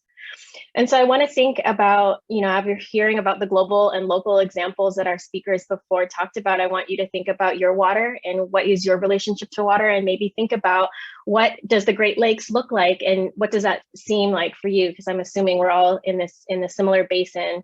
I'm assuming we all drank water this morning and are thinking about this gift that is water. And for me, when I think about the Great Lakes and when I think about water, I think about things in this photo. I think about trees. I think about how the leaves fall into our waterways and fuel the benthic invertebrate communities. I think about future generations like my child on the back and thinking about what world will they inherit. And I'm actually situated in this photo in the Evergreen Brickworks, a stormwater management pool that a quarry that was the history of the building of the city of Toronto. And this is where I first started to explore my relationship with water as a young student and child. Now, as an ecologist coming into this space, I think about the marginalized water communities. And in this case, it's the headwater stream. So you can think of a tree or a watershed. And I think about how they are intimately connected with the lakes that are sick, the rivers that are polluted, and that it's these small streams and rivers that lack legal protection, that are frequently buried and bulldozed. But these are like the hotspots of biogeochemical reactions that fuel the base of our food webs. These are the places where fish come up to spawn. This is where we might first interact with streams as children, and maybe even growing up, and maybe even in your neighborhood. And so the last decade of my life has been dedicated to looking at restoration. How are we doing this in our communities, and not being in a way that's really trying to advance and accelerate this effort around restoration? We can look at the science, and what the science is telling us is that there's a lot of money being thrown into restoration and very little synthesis or coordination into what we measure, what we're doing, or how, or why. And that's a huge problem even in the science community, that we need to kind of get our house in order and do it better. Because again, when we look at the evidence, all of these trees that are planted and the efforts that are underway from a Western science lens are not enough. And our ecosystems are still in debt, or they're still sick, they're still recovering. And so moving forward, the things that we like to pursue in our group is ways to accelerate that. And it can only be in a coordinated approach at local and global scales. And so we're on the doorstep of the ecosystem, the decade of ecosystem restoration. It is a call for everyone around the world and locally in each community to start gathering our actions and activities and really thinking about really making a difference this decade. It is really up to everybody to make a difference. It's always also been a privilege to work at that global scale in the UN community, like the IPBES community, the Biodiversity and Ecosystem Services community, which is the biodiversity equivalent to IPCC. We've been talking about climate change for decades, and it's still discussed as to whether or not the science is clear. And I think most of us know and feel and know in our bones that it is a real and impactful thing that's happening and affecting our future. And so in the biodiversity and ecosystem service space, there are a number of early career researchers. And in this space, we're there because we have different skills in addition to governments and other scientists, but we're there to really try and facilitate and accelerate and mobilize knowledge. And so it really is up to this next generation, where you are essential for the future generation to try and shorten that time to mobilizing knowledge, and hopefully we can do better by way of biodiversity and ecosystem services. So what does this look like? Like I said, I spent the last decade in Aotearoa, New Zealand, here in the South Island, or Te Waiponamu. And the issues that are faced here, as well as in the Great Lakes, are similar around the world. We've taken beautiful ecosystems like this river floodplain system and an endangered ecosystem on the planet, where we've buried and bulldozed and channelized the landscape so that it's now associated with agricultural intensification, other types of land use, like mining and other things, at the detriment and to the cost of the people, the culture, and the biodiversity that we depend on. I spent a lot of time really trying to shift and flip the script for how science could be of use in this space, and spent as a science director for the Canterbury Waterway Rehabilitation Experiment, worked alongside settler farmers and to try and look at these small streams that they were using as drains, but they were also home to endangered freshwater fish. We looked at the plant communities. When we looked at the riparian toolbox, how do we replant the landscape? We started to think about getting to know these plants based on the traits that they offered. Could we offer different types of native plants that could also offer food benefits to freshwater invertebrates and fish, that could seed and provide home for birds? And likewise, we populated a toolbox of tools that involved not only an ecological dimension, but a social dimension, the local community to be out there planting with us, decision makers, industry, government, and local farmers to understand what those issues and transitions could look like at the farm scale. And we populated our freshwater restoration toolbox with a number of things, like bioreactors, which happen at the edge of the field. The riparian planting, not just planting and walking away, but really thinking about what is this community that we are trying to support, and how do they connect with that land-water interface. And finally, how can we boost in-stream biodiversity and functions that we all value and care, and that are intimately connected with the coastal ecosystems and lakes downstream? So a lot of it was science, but a lot of it was communicating. And here is one of the streams that we looked at. So this was like 15 different scientists working across 10 different streams that were all 1 kilometer length with this toolbox of things and communities involved. And Katie, one of our PhD students who now works as a federal government scientist, wanted to really look at the plant question.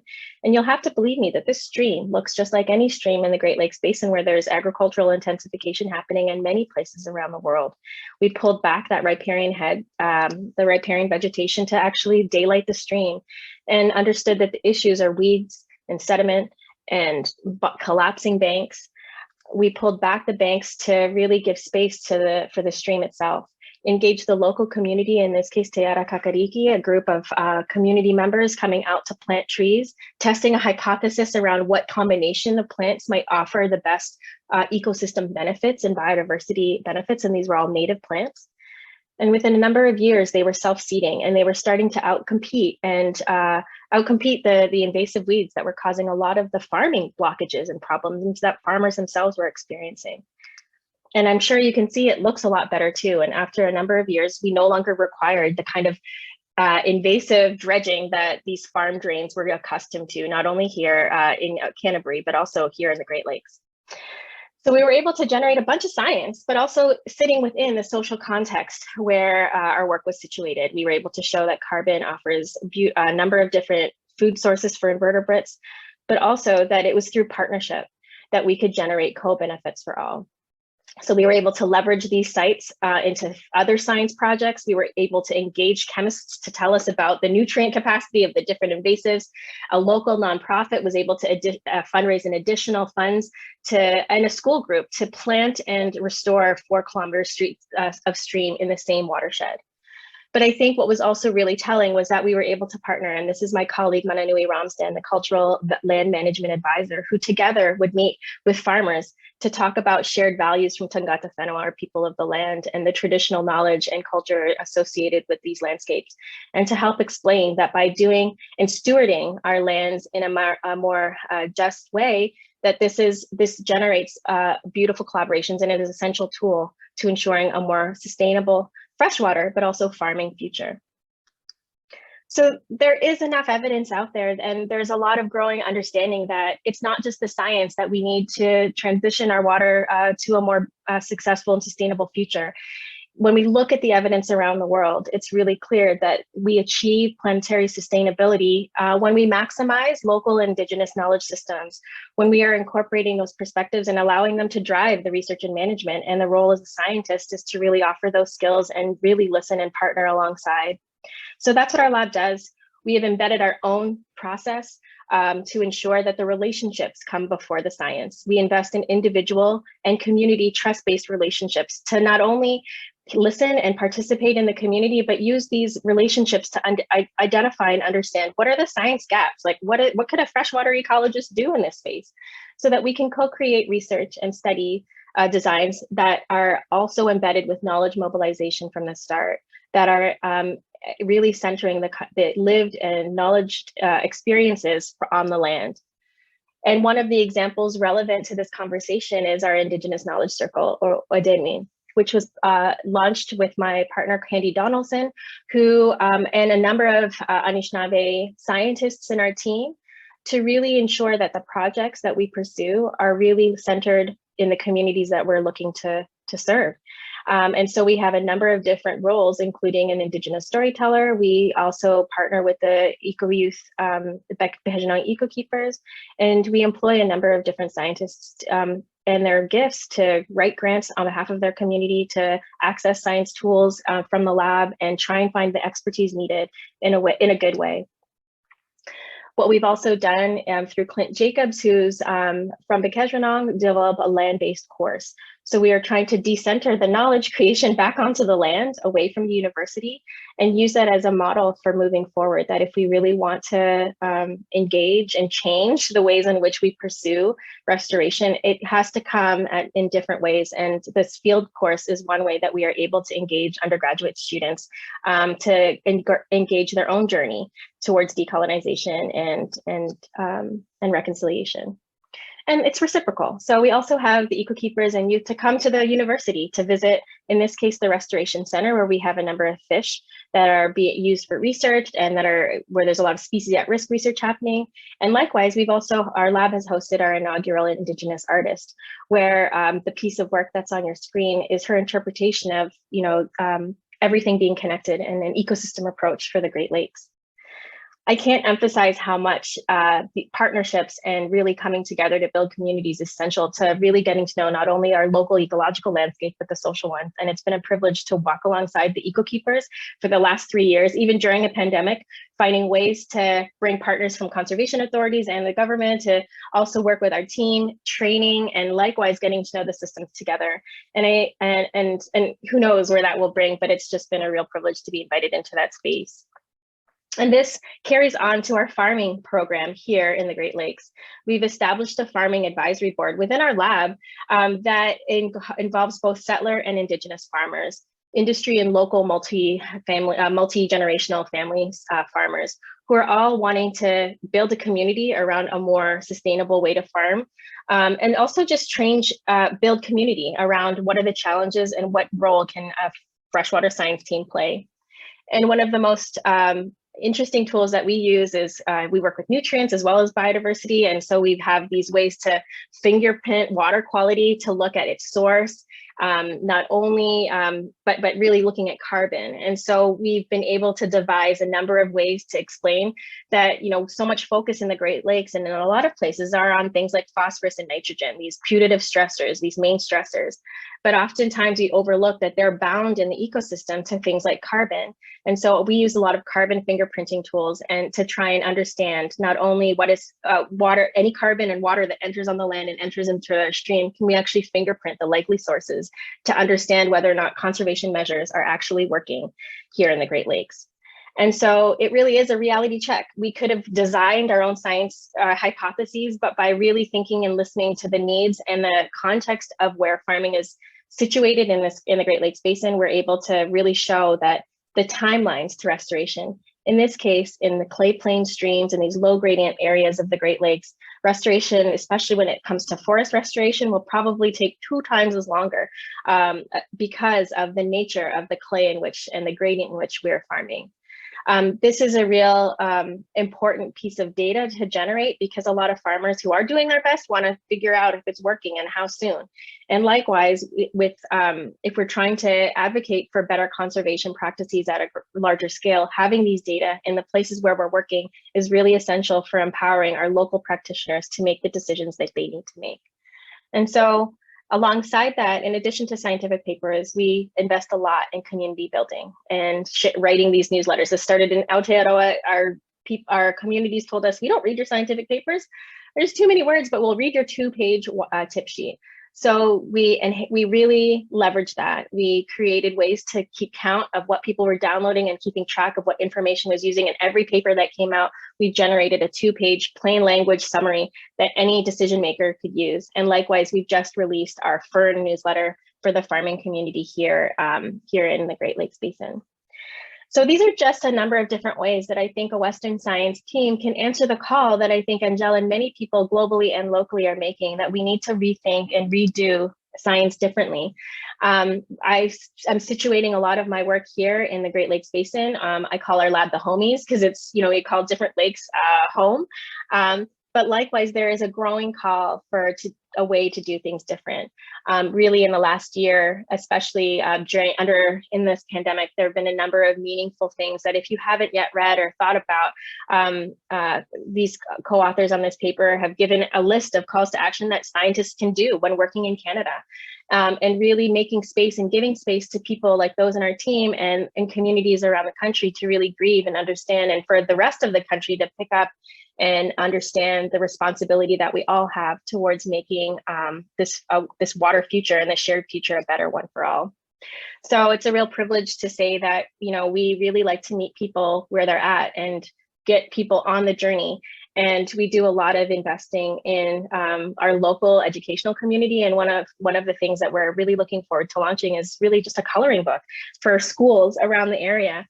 The Ojibwe Nature Center here in the city of Windsor, despite being called the Ojibwe Nature Center, doesn't have any Anishinaabe-Moan or Indigenous languages. And so we've been slowly throughout the pandemic working on ways to bring our science as well as the art into these spaces, and we'll be launching things virtually, but also in person. So if you can't be in the Windsor-Essex region, please stay tuned and watch and follow us on the journey and join in our virtual community. So I wanted to say thank you, Chimigwech, to the homies, many of those who've really been with the lab since the beginning and are really shaping the direction in which we're taking it. And I just wanted to wish everybody a happy World Water Day, and I'm very grateful to be here, and I'm happy to answer questions either here or during the discussion. Thank you very much. So, thanks. So now just to just briefly, 1 to 2 minutes each, if the moderators could summarize what was discussed within the room. So first, room 1, health and environment, Rahul.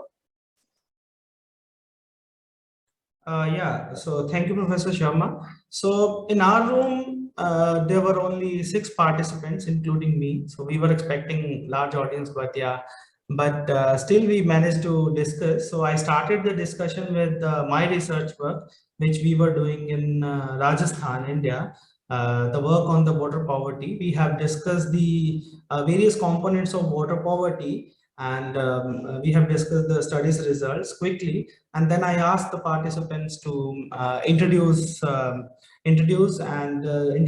with the research area. So we started with Professor Daniel, and so Professor Daniel discussed about their own research on water security, on which they are working.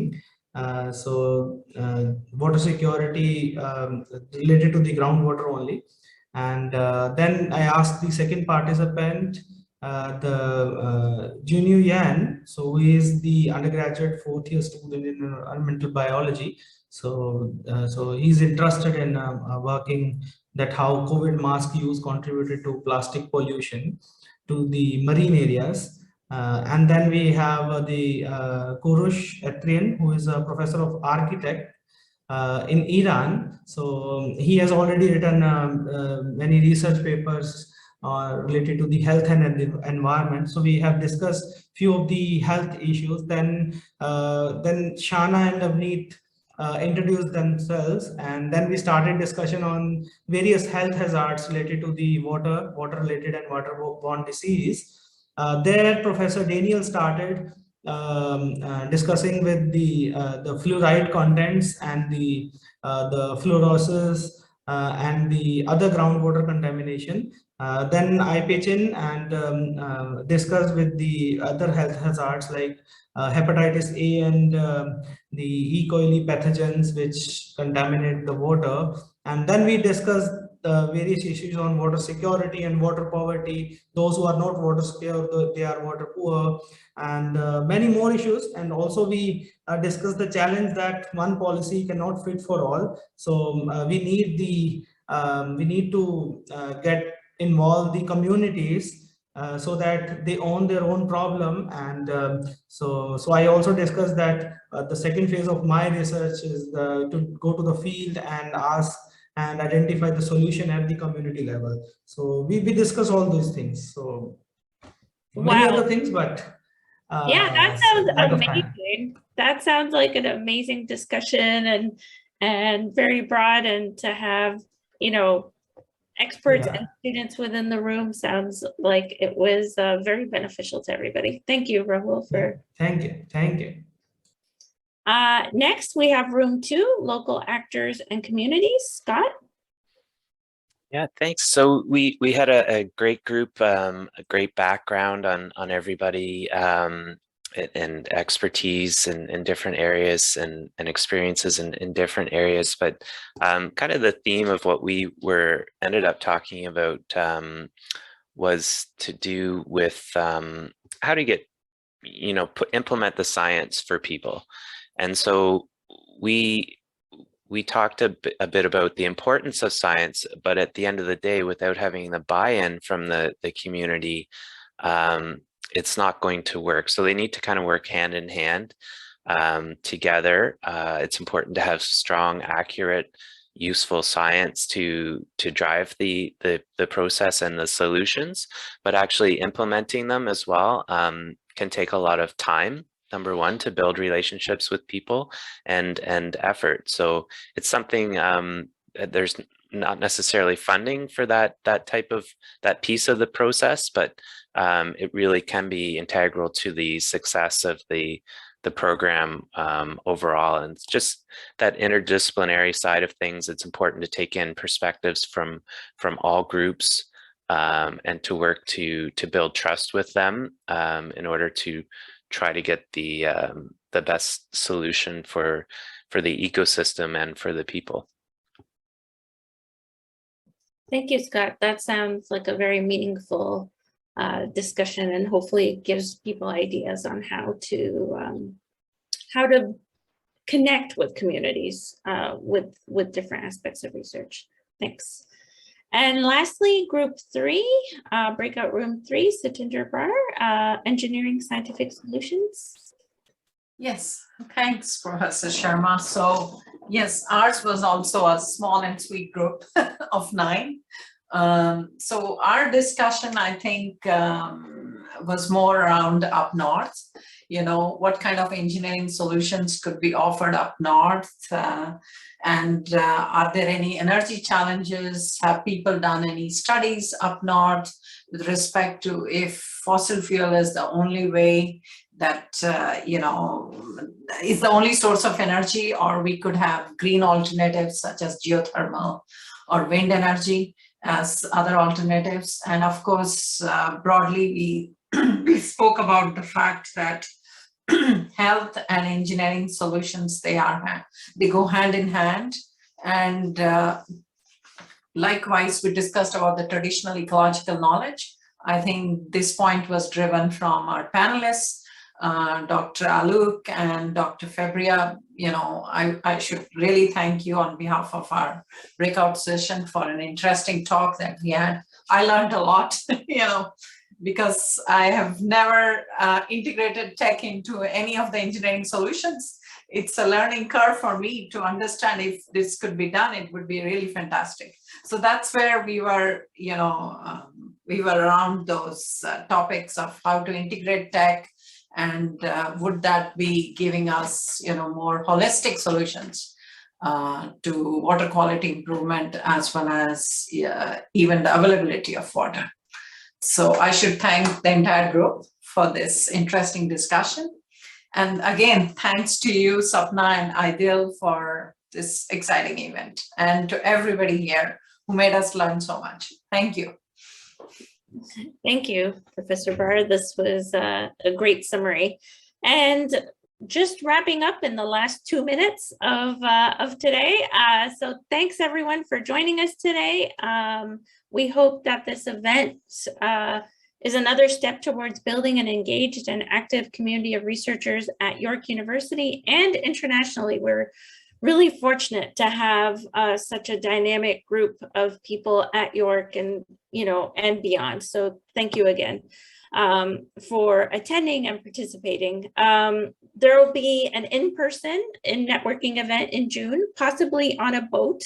So I am organizing that now, so be lookout for an invitation to continue this networking and building a water research group in Toronto and the GTA and York University. And for students, we'll be hosting a career networking event on Friday at 12 p.m. And talking to 4 different career professionals as an opportunity for you to network with hiring managers in the field. So you can register here at this Google form. Adele, final thoughts. Thank you. And we come to the end of this workshop. This event was part of the In Focus Knowledge Exchange series for climate, nature, and people, hosted by CFAL York. And it's been a pleasure to co-host this with Professor Sapna Sharma. Sapna, this is an opportunity for me to thank you publicly.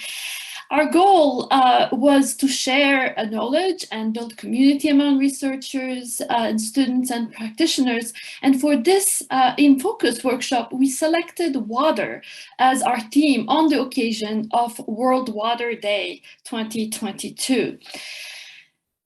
We had expert perspectives from multiple regions of the world and from Canada, and I thank all our speakers and facilitators, as well as our participants for their contribution to reaching our goal. We hope that you continue to connect with one another on key issues surrounding water, human health, environmental and social goals, and we hope to see you again at another In Focus series. So on this note, I turn over to Sapna, the podium for the credits. Thank you, Adil. And without, you know, any event cannot happen without the tireless work of volunteers. So thank you again to the speakers and moderators. And we were incredibly lucky to have logistical support from Teresa Din from the Dudley Institute for Global Health Research and Shireen Rezik from CFAL York, who worked tirelessly behind the scenes to make sure that this event ran as smoothly as possible. We also want to thank the volunteers who supported our event today and the note takers, including Tiffany Tang, Ravneet Kaur, Salama, Shana Shubs, Nell Gangul, Naeem Manur, and all of you for participating in this workshop. So thank you again for attending and hope to see you all on campus soon. And in closing, one more thanks to the Dudley Institute for Global Health Research for partnering with us. Thanks, everybody. Bye. Bye.